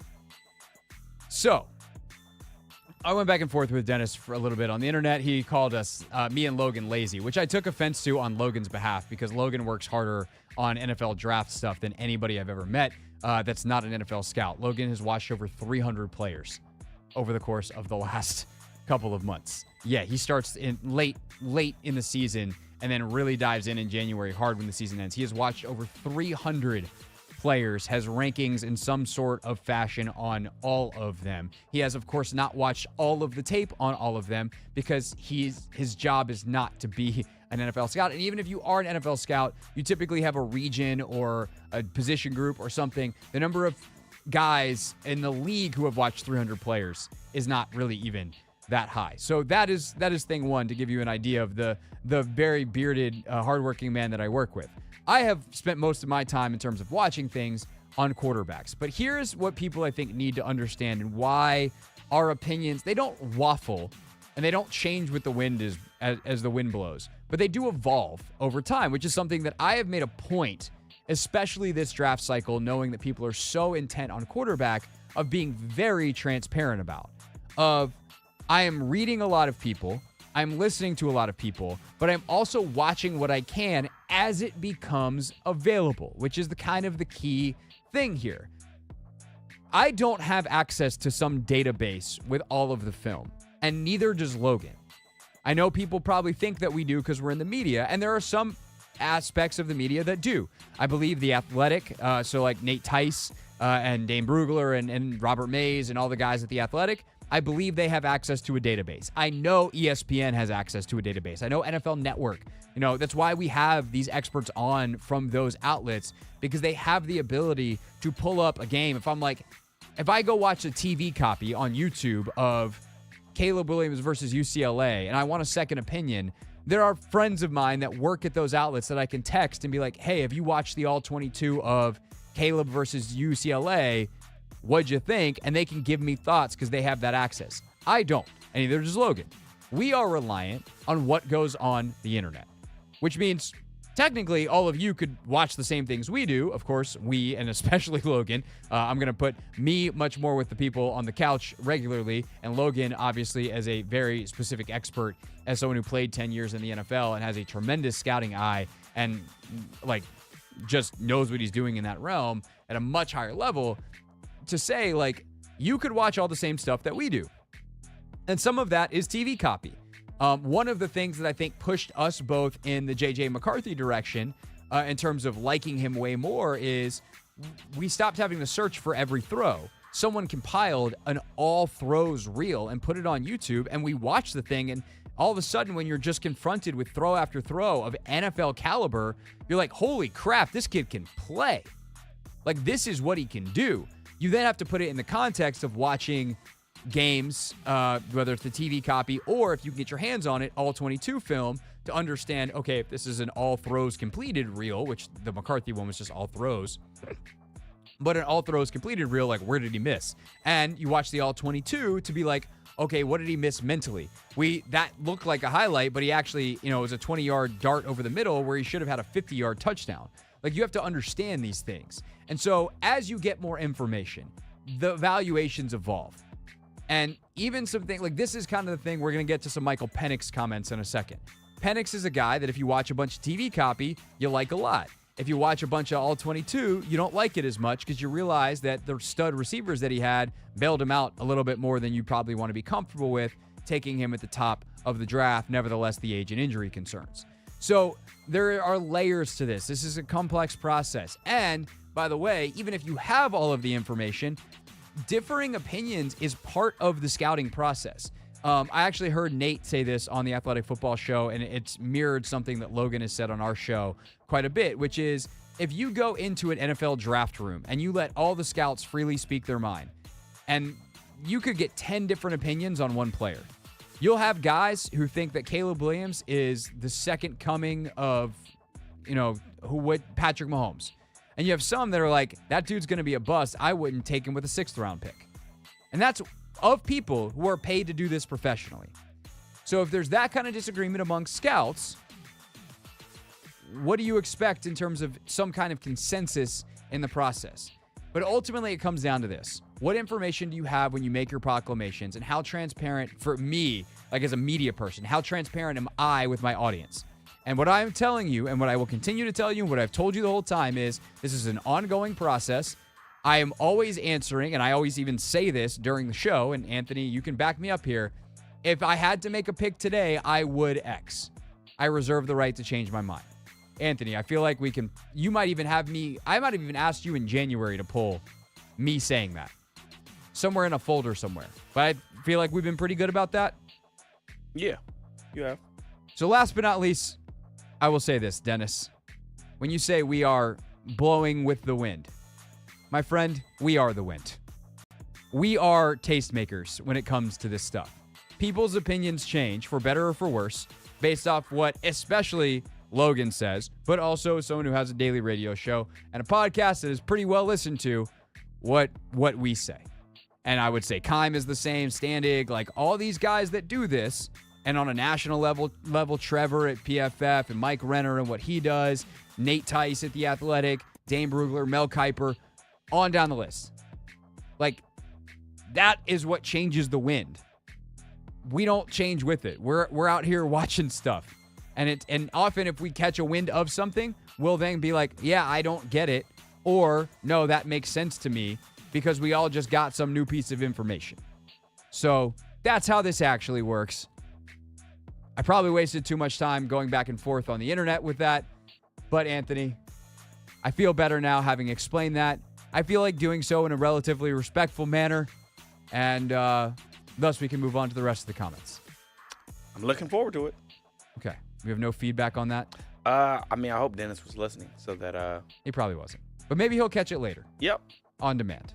Or maybe he won't because, quote, folks should not listen to them. On to the Michael Penix talk. Of course, we were live on set Monday at the Green Turtle, or live on location Monday at the Green Turtle, ahead of the Nats home opener. And Chris Russell stuck around, and we talked about his comment on his show that Michael Penix is the quote-unquote best pure passer in the draft. Your fellow man 11 says, every analyst, scout, and draftnik are going to have egg on their face when Penix proves to be the best QB of this class. And then you have WP McDonald who says, no one who reviews all 28 games, and not just highlights of Penix, would doubt the statement, best pure passer. The fact we are in a passing league, that's a different comment. I forgot to put the next person's name. But, would doubt the statement best pure passer. The fact that we are in a passing league and they are vehemently downplaying his skills as a passer is just truly comical. Don't overthink it, guys. And I would tell you, I'm not overthinking it. I'm just telling you what the reality is of watching Michael Penix down in, down out on all 22 tape. There's some incredible games. The semifinal versus Texas is one of the best quarterback games you're going to watch, not just this year, but in any year. The game he had versus Michigan in the final is one of the worst quarterback games you will not watch, not just this year, but any year. He had a terrible day against the most NFL defense that he saw all year. That seems like a relevant data point, as are, this what he did against Texas. That defense has multiple NFL, top 60 picks on it. That's a good defense. They were worthy of being in the playoff and being where they were, and Penix wrecked them. But what you see on tape is not necessarily clean progressions, not necessarily clean on the accuracy all the time, and some of the stats that really make Penix seem like a top-flight prospect, you start to understand in a way that makes you go, I don't know if he's actually a top-flight prospect. For instance, one of the big numbers that we've talked about a lot is sack-to-pressure ratio. Penix's number is outrageous. It's like 6.2%, I think. It's less than 7%. When he gets pressured, does it turn into sacks? But it's because he lazily throws the ball away. And when I say lazily, I don't mean I don't care. But he throws the ball away when he doesn't need to. He's got better options. He doesn't really run ever. So people are like, oh, he ran a 4.640. That should 4.4640. That should alleviate concerns about his athleticism. The concerns weren't necessarily that he wasn't athletic. The concerns is he doesn't scramble ever, which is super valuable in the modern NFL. So there's layers to this in terms of projection, in terms of providing context to what you see on tape. And most evaluators, not all, there certainly are some people that think Penix is the best QB or the second best QB in this class. That is the nature, again, in an NFL room where you could have 10 different scouts with 10 different opinions within the same front office, nevertheless, across multiple front offices. But most evaluators would agree that Penix is probably a second-round type of player. Maybe he sneaks into the back end of the first, but Penix is probably QB 6. If not, Nix is 5, Penix is 6. There's a chance Spencer Rattler even passes him for QB 6 in this draft. We had Glenn Smith 491, frequent commenter, say, my problem with Bo Nix is that he seems to have been in the convo since Logan was on the field. Crying, laughing emoji. So, Anthony, I did the research. Do you know when Bo Nix's freshman year was? His freshman year was 2019. No, 2018. 2019. You were right the first time. 2019. Do you know when Logan Paulson retired from the NFL? Logan retired 2019. He sure did to retire in 2019. He didn't play in 2019 on the field. He was in Atlanta, got cut, went to Houston, and then got hurt, and then ultimately retired after the season. But 2019, he was still an active NFL player with the Houston Texans. And that is when Bo Nix started playing college football. I have been working with Logan for 4 years now, I think. Maybe 3. Time flies, man. When you're having fun. Bo Nix, yeah, he's He's an older college football Super player. old. Older prospect. I made an analogy last week when it came to trading back Ant. And I said, let's say you think Drake May is a $4 quarterback and Jaden Daniels is a $3 quarterback. But if you trade back, you can still get Daniels and another $2 piece. Would you rather have $5 or $4? And we got a comment from Happy Tribe YT. Always enjoy the show, but I think the dollar analogy was a bit faulty. I'd imagine the QB is on a weighted scale. It's the most important position on the field. And I have a confession to make, Ant. That confession is I used small numbers because I'm bad at math. And that probably belied the fact that I was weighting the quarterback already with the dollars. Because a dollar is a dollar, right? Yep. I should have used, say, Drake May is a $50 value player, and Jaden Daniels is a $40. And let's say you can get a $15 piece. Would you rather have $55 or $50? And it probably would have been like, oh, wow, okay, there is a big difference there, but $55 is $55. I'd rather have that. Yeah. And you see the weights better with the bigger numbers. But I'm not good at math. So I understand that comment, even if it's incorrect. And I did weight that in the analogy. Because let's say like Malik Neighbors is a $30 wide receiver. Yeah. Or $30 player. He's like an $80 wide receiver out of 100, or a $90 receiver out of 100. Oh, yeah, no but question. He's like a $30 player versus the $50 quarterback who maybe even just be a $75. Does that make sense? You see what I'm saying? Yeah. I use small numbers to try to keep it simple. Yeah, and sort of kind of backfired, but yeah, it did. Or you could have used sense.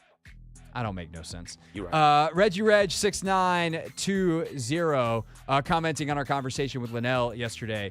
Terry is the only receiver we have. We really need at least two more. I don't really understand this Jahan Dotson hate. I mean, I shouldn't say that. I do understand it. He wasn't good last year, but people forget he was really good as a rookie, and they weren't well coached last year. Everybody had a bad year. And at some point, you can't do everything. Like, this dude was a first-round pick 2 years ago. I'm willing to take, in the course of a long rebuild, I'm willing to have a one more year of patience with Jahan Dotson. Am I crazy for that? I don't think you're crazy at all, but, people are quick to write people off, and they like to, use the saying, you're only as good as your last game. And, last season was not really good. So I understand people's reservations.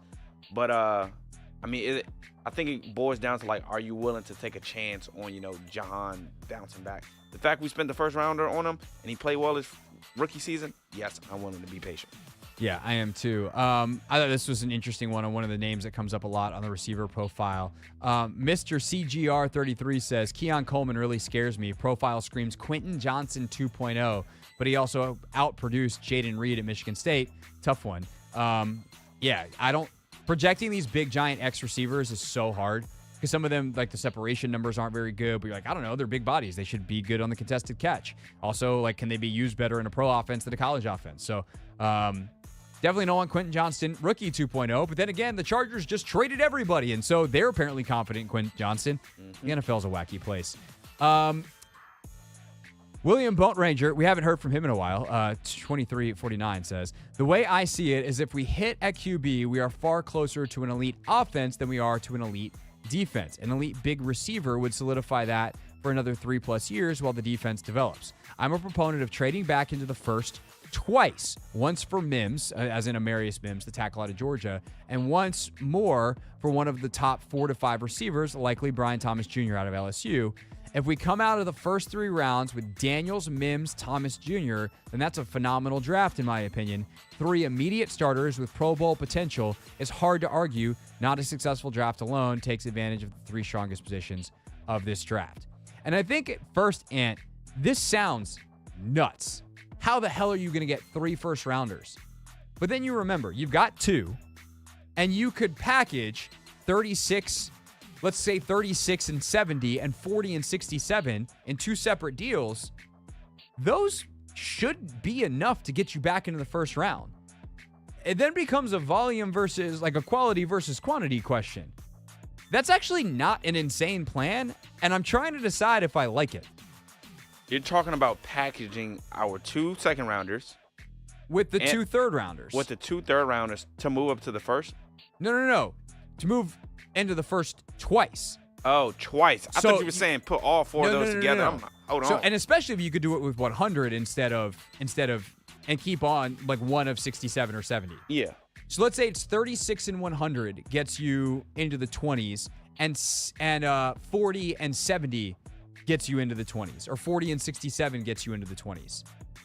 And now all of a sudden you can take 3 first-rounders.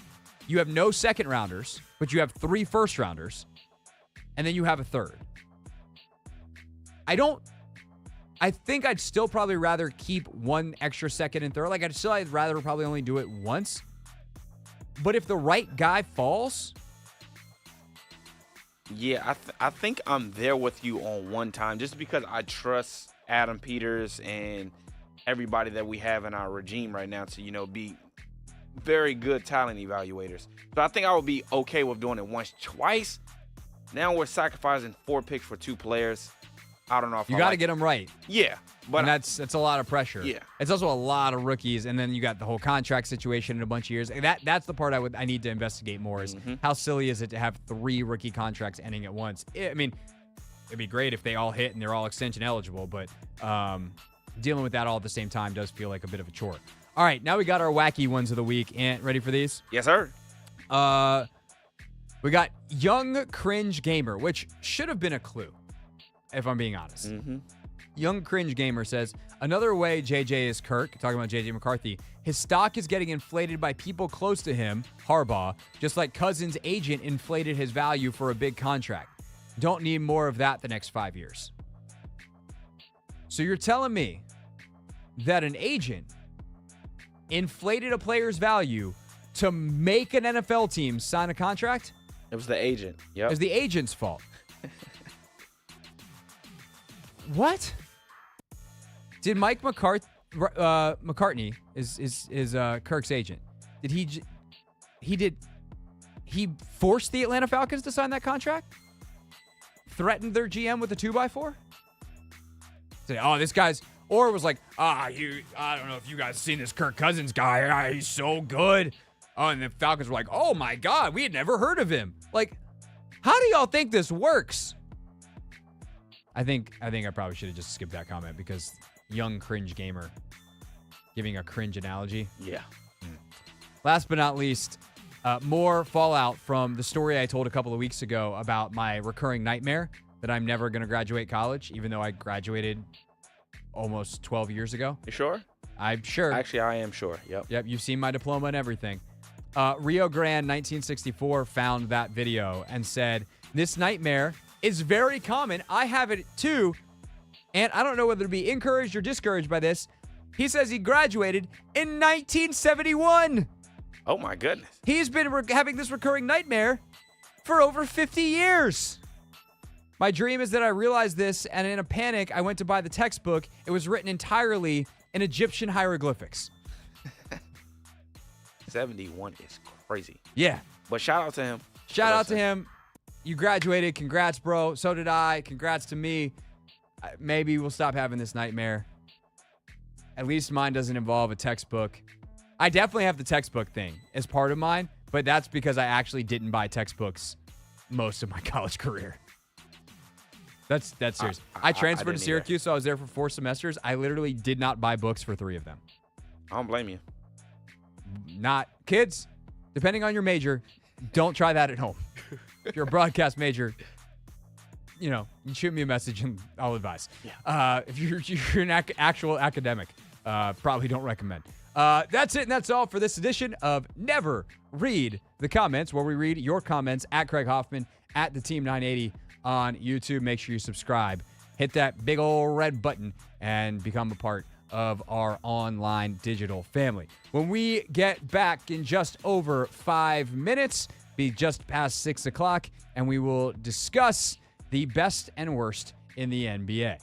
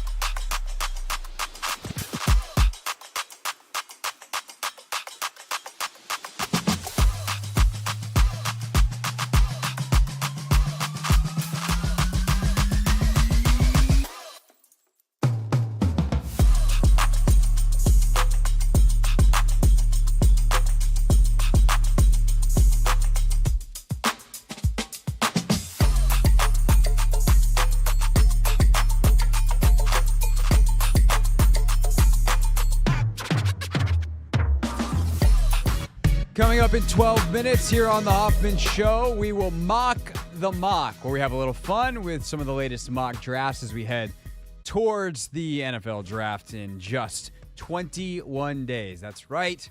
3 weeks from today in Detroit is the NFL draft. We do a very expeditious version of our NBA tier rankings right now, though. The best and worst of the NBA, and where does everyone fit in the middle? And Anthony, we start with our prime contenders category. And on ceremony, I have to kick someone out. Previously, when we last left our heroes, the Boston Celtics, LA Clippers, and Denver Nuggets were our 4 teams. And if I'm being intellectually honest about this, the Milwaukee Bucks still belong in this category. Really? When they just Damian, lost to the Wizards, man. Don't get ahead of me. Okay. When Damian Lillard has played as of late, they have been awesome. However, even though Lillard did not play, because they lost to the Wizards of Washington, they are automatically downgraded. Those are the rules. In 2024, all due respect to our beloved Zardos, who fought hard against the Lakers last night and who did, yes, beat the Bucks the night before, who have found some things late in the season that give us some hope for the future, including they found the Monstars had taken Jordan Poole's talent. They found it. They've injected it back in him. His last month, he's been pretty freaking good. He's had a bunch of double-digit assist games. He's taking better shots. He's making a lot more shots. Like, all that stuff is great. They are still the 2023-24 Wizards of Washington, and the Milwaukee Bucks lost to them, and thus they are demoted. Bam! Down to puncher's chance. Sorry, those are the rules. Good gracious. You're harsh. I'm realistic. Okay. My question to you, is there anybody in the puncher's chance category that then can take their place? I mean, there might be another team in prime contenders that needs some moving. Or should we revisit that later? Well, who are you considering here? I'm guessing the Clippers, because the Nuggets are still the Nuggets. The Clippers, man. They've hit this wall. They're 3-7 in their last 10 games. They lost there was a stretch in time where they lost 6 straight. So I don't think the Clippers are clicking the way that they should be clicking as the season, draws near. So I am willing to overlook a rough stretch in a season. They were so good for so long. At this point, though? Yeah, but things go, let's see how the next couple weeks go. Okay. Except for one major data point. Kawhi Leonard was sent back to Los Angeles this week to investigate some right knee soreness. Yes. Here's what I would say. If Kawhi plays tonight and looks good, they can stay. If he doesn't play tonight and he's going to start missing games, I don't feel good about them. And not only are they not really in puncher's chance, I think they belong in interesting but not quite good enough. Yep. If Kawhi's Kawhi, they're legit. Yep. If not, they're a really good team that has no shot at winning a title. And we said it. Their success depended on, them staying healthy. And Kawhi not being healthy. If any of those other three miss time, they can survive. But Kawhi's the alpha. Kawhi, if you want to be a serious contender, you got to have one of the best players in the league who is capable on any given night on a floor with Jason Tatum or a Nikola Jokic or whatever, or a Giannis, of taking over a game. And, well, yeah, I guess PG technically could do that. Harden technically could do that once in a series. Like, Kawhi can do it on any given night. And he's the difference maker. Yep. So I'm going to leave him there for now because there's optimism on his knee. But if there's no optimism, there's no Clippers prime contending. All right. The team that I would like to consider for promotion. Actually, there's two. There's two. The first, because they got their star back, is the Philadelphia 76ers. You're willing to put them up there already? It's hard to look at any data and make a case because Joel Embiid just came back. Yeah. But he did drop 24 in a win coming back the other night, and he's freaking Joel Embiid. If he's healthy, they can go toe-to-toe with Boston. I'd still pick Boston, but I don't think it's outrageous to say that they could beat Boston. And you want them in prime contenders? I'm nominating them. I'm not going to forcefully put them there yet, but I'm nominating. So if you were like, yes, I agree, then yes, I would put them there. If you're like, no, not yet, then we can wait. I think we need to wait. Okay. I think we need to see how the next week goes because how many games are left? Like 6, 7? Yeah. So I think it's 7 for Not most that many teams. games. So, all right, we'll revisit a week from now. The other team that I think is worth nominating is the young, scrappy, and hungry Oklahoma City Thunder. Even though all these injuries, they are currently third, I believe, in ESPN's power rankings. Yes, they are third behind the Celtics and the Nuggets. Yep.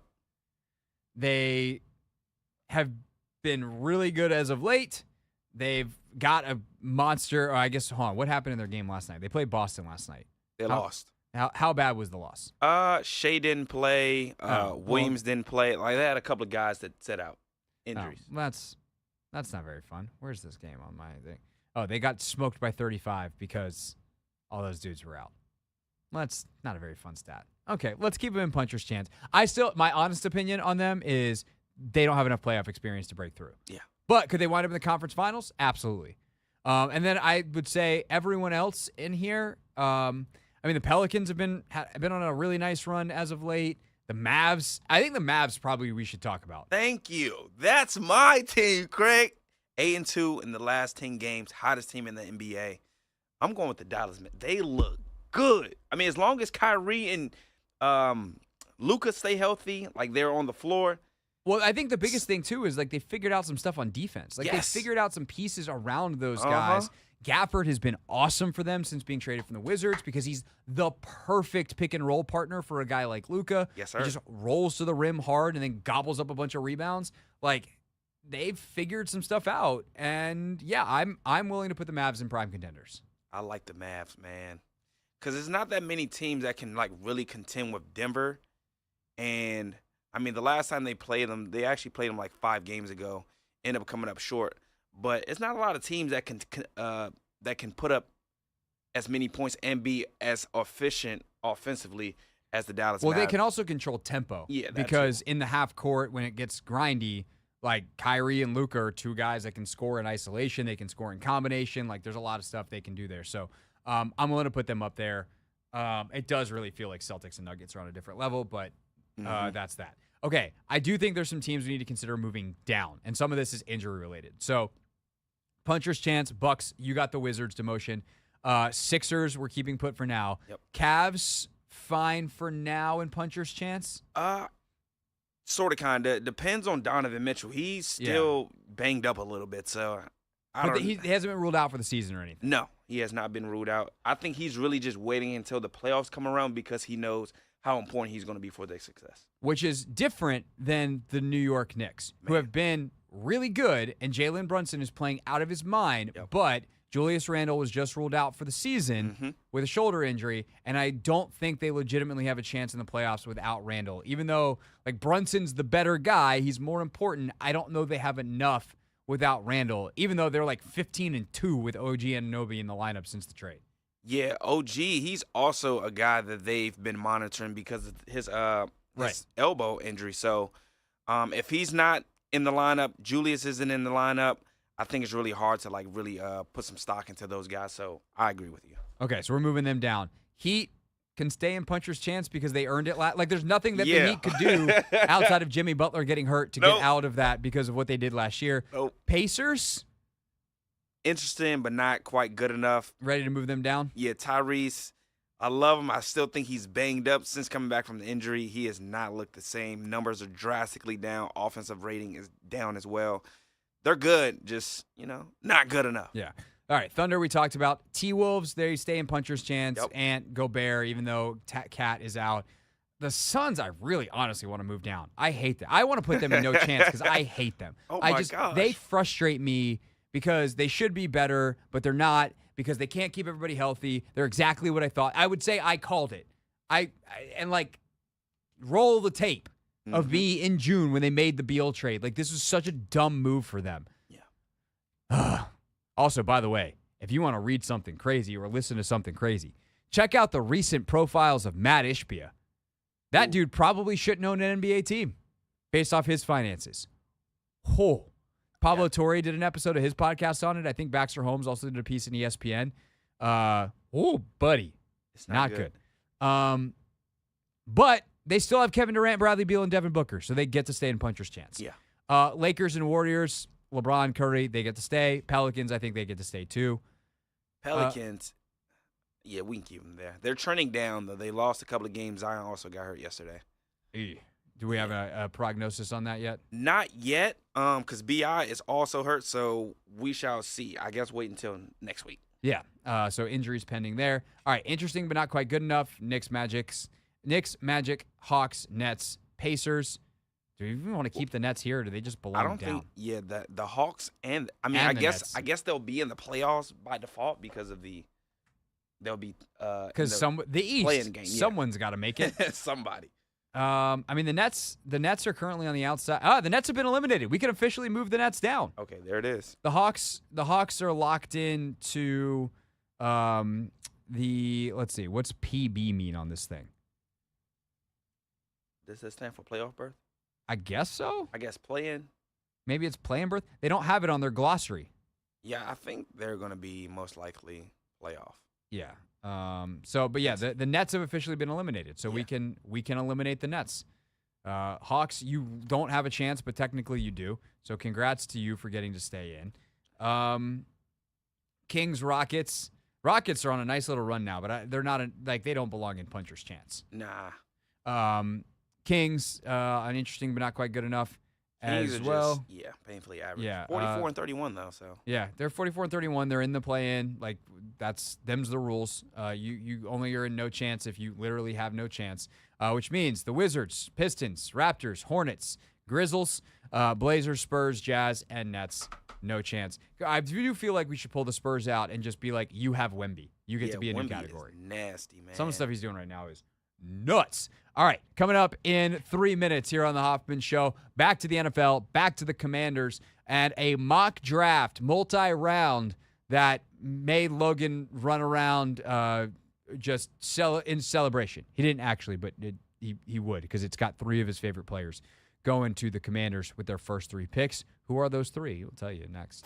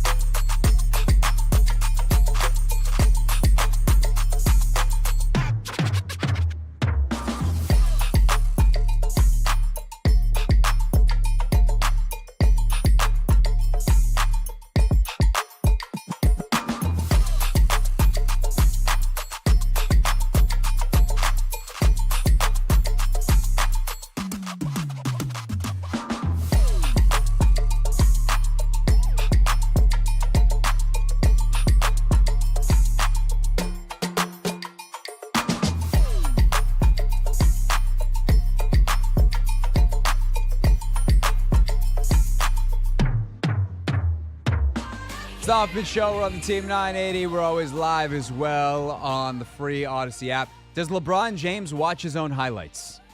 The answer in Real Things Real People Said into Real Microphones coming up in about 15 minutes. Right now, though, it is time to mock the mock segment that we do here leading up to the draft, where we take a look at some of the leading mock drafts in the mock draft space, and then we mock them. We have fun with them. We say, oh, that's a silly pick. Except for this one, Anthony, because I'm trying to do the Ant, not Anthony thing, because I said I would, and I don't know. I don't think it's going well. It's tough.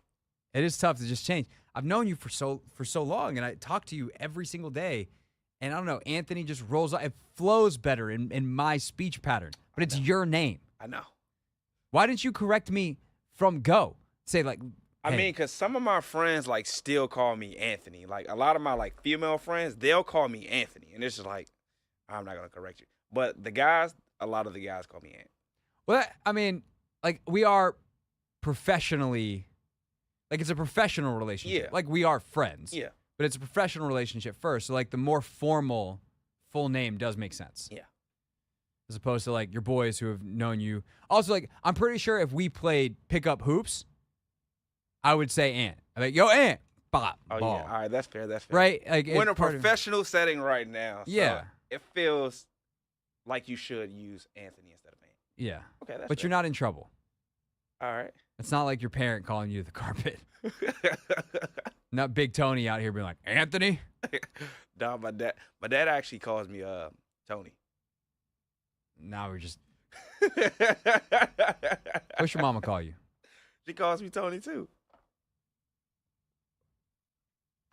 What the? My I can't even immediate- use the mama call him Anthony. I'm gonna call him Anthony because your mama calls you Tony. Yeah, my immediate family calls me Tony.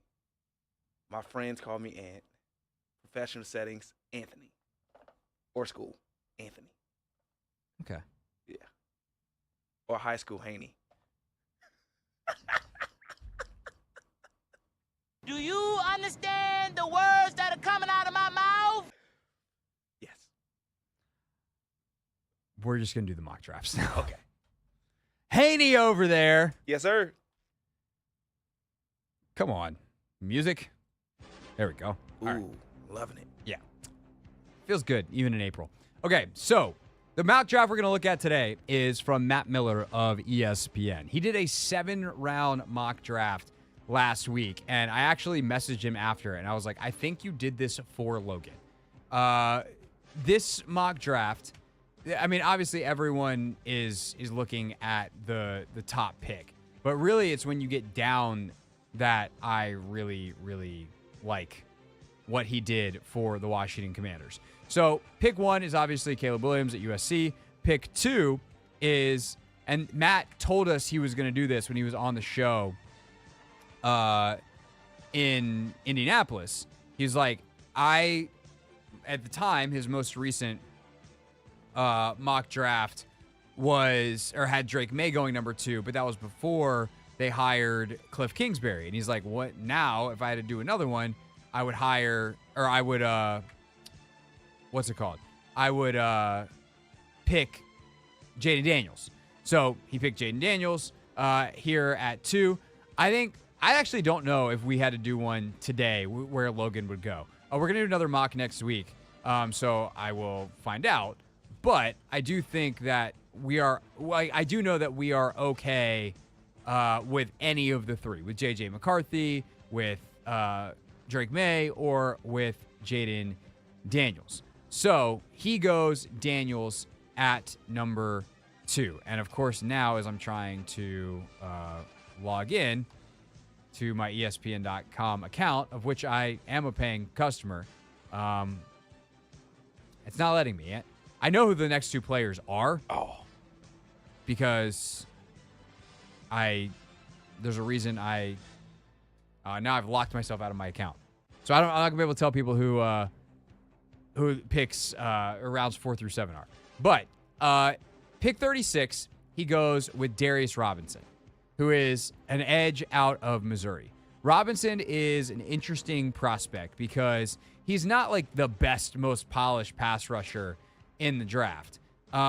He is a guy that has an incredibly high motor and is a guy that plays with the type of edge and finish and nastiness that Dan Quinn has laid out as this is what it means to be a Commander. By the way, I got into my account. He's got May going third to the Vikings, another trade for J.J. McCarthy to the Broncos. So then the run on the receivers and Joe Alt and all that through the first round.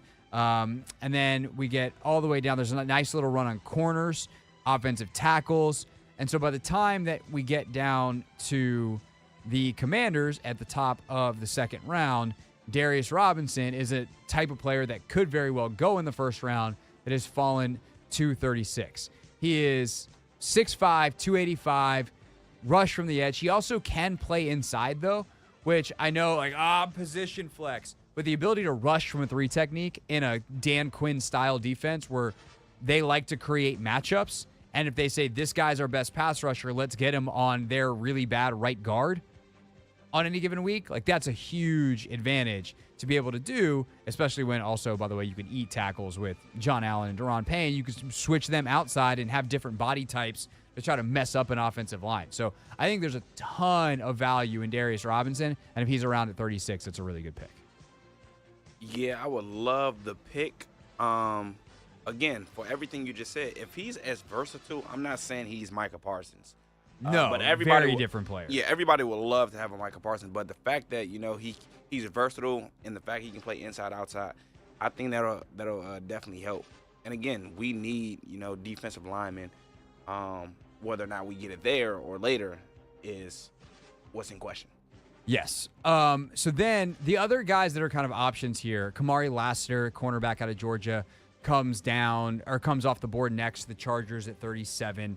Edgerrin Cooper, linebacker out of Texas A&M, who's an interesting prospect at 38. And then you get a little bit of a mini run on offensive linemen, including Washington at 40.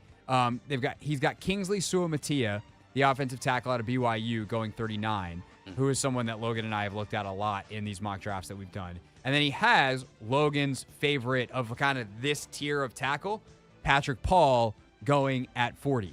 He's got, this is the write-up from Matt Miller, again of ESPN. Paul has legendary wingspan at 86.25 inches and enough speed at 6'7", 331 to run a 5.13 in the 40-yard dash. He's raw, but NFL offensive line coaches I've talked to are in love with his tools and want a chance to develop his traits into a high-end starter.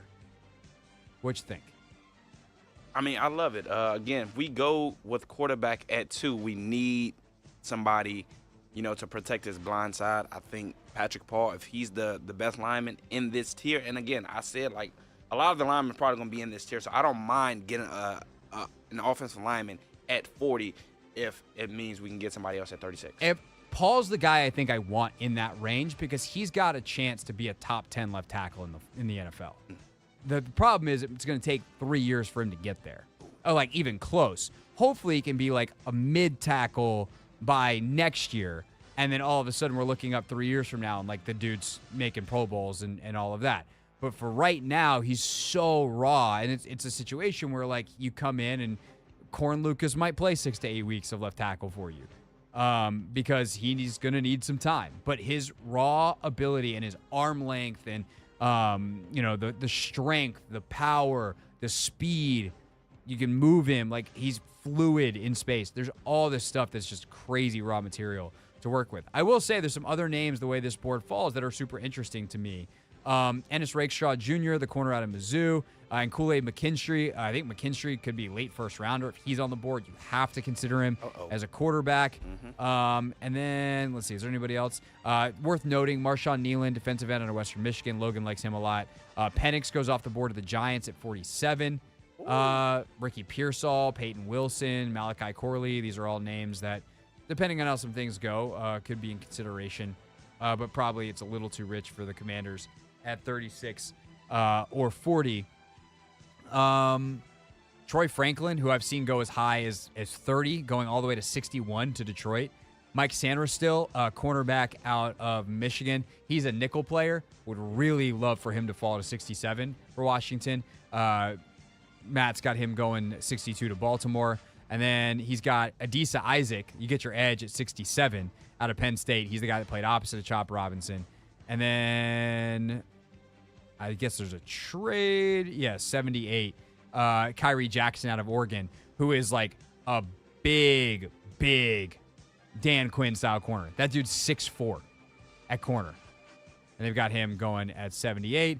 And then the Commanders' final pick at pick 100, Theo Johnson, tight end out of Penn State, who Logan actually does like quite a bit. He's one of the few guys that can play inline and has some receiver power. Obviously, a lot of hope there, as he's going to be basically a fourth rounder, but a guy that has the traits to potentially develop at the position. That's our latest edition of Mock the Mock. When we get back, real things real people said into real microphones, plus the answer to the question, does LeBron James watch his own highlights?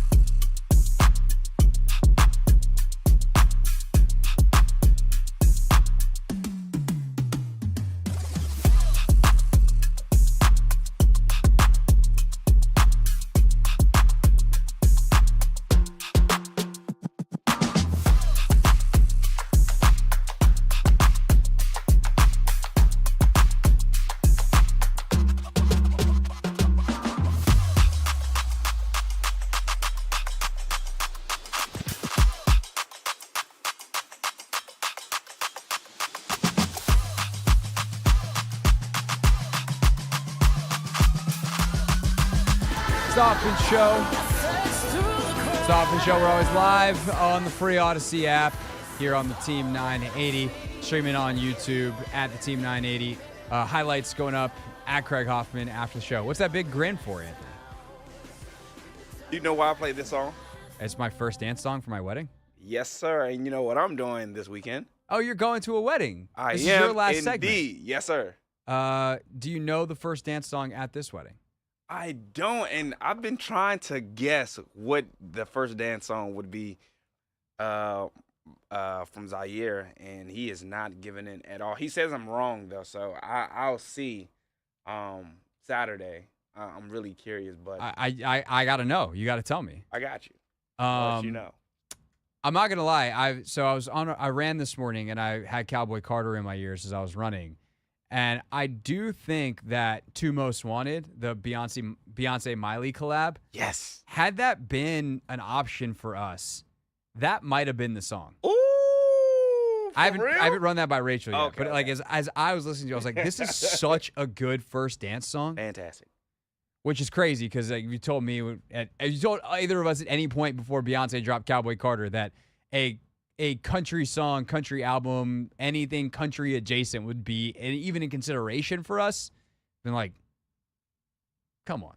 But hey, that's what it is. That Miley Beyonce duo wasn't the duo I didn't know I needed. I don't think that people realize how good. I've known this for a while because like she was a judge on The Voice, and like I've heard her do enough live performances to know. But like I don't think people realize how good of a singer Miley Cyrus is. They're like, oh yeah, the little Disney Channel star that kind of went like had a bunch of stuff, and now it's like, no, that girl can sing, not sing, sang. I've known since the Wrecking Ball song. Oh, I really yeah. like that song.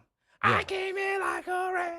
I used to until about 3 seconds ago. Oh. Now you got a new favorite. Yeah. Oh, I ruined the song that much? Good gracious.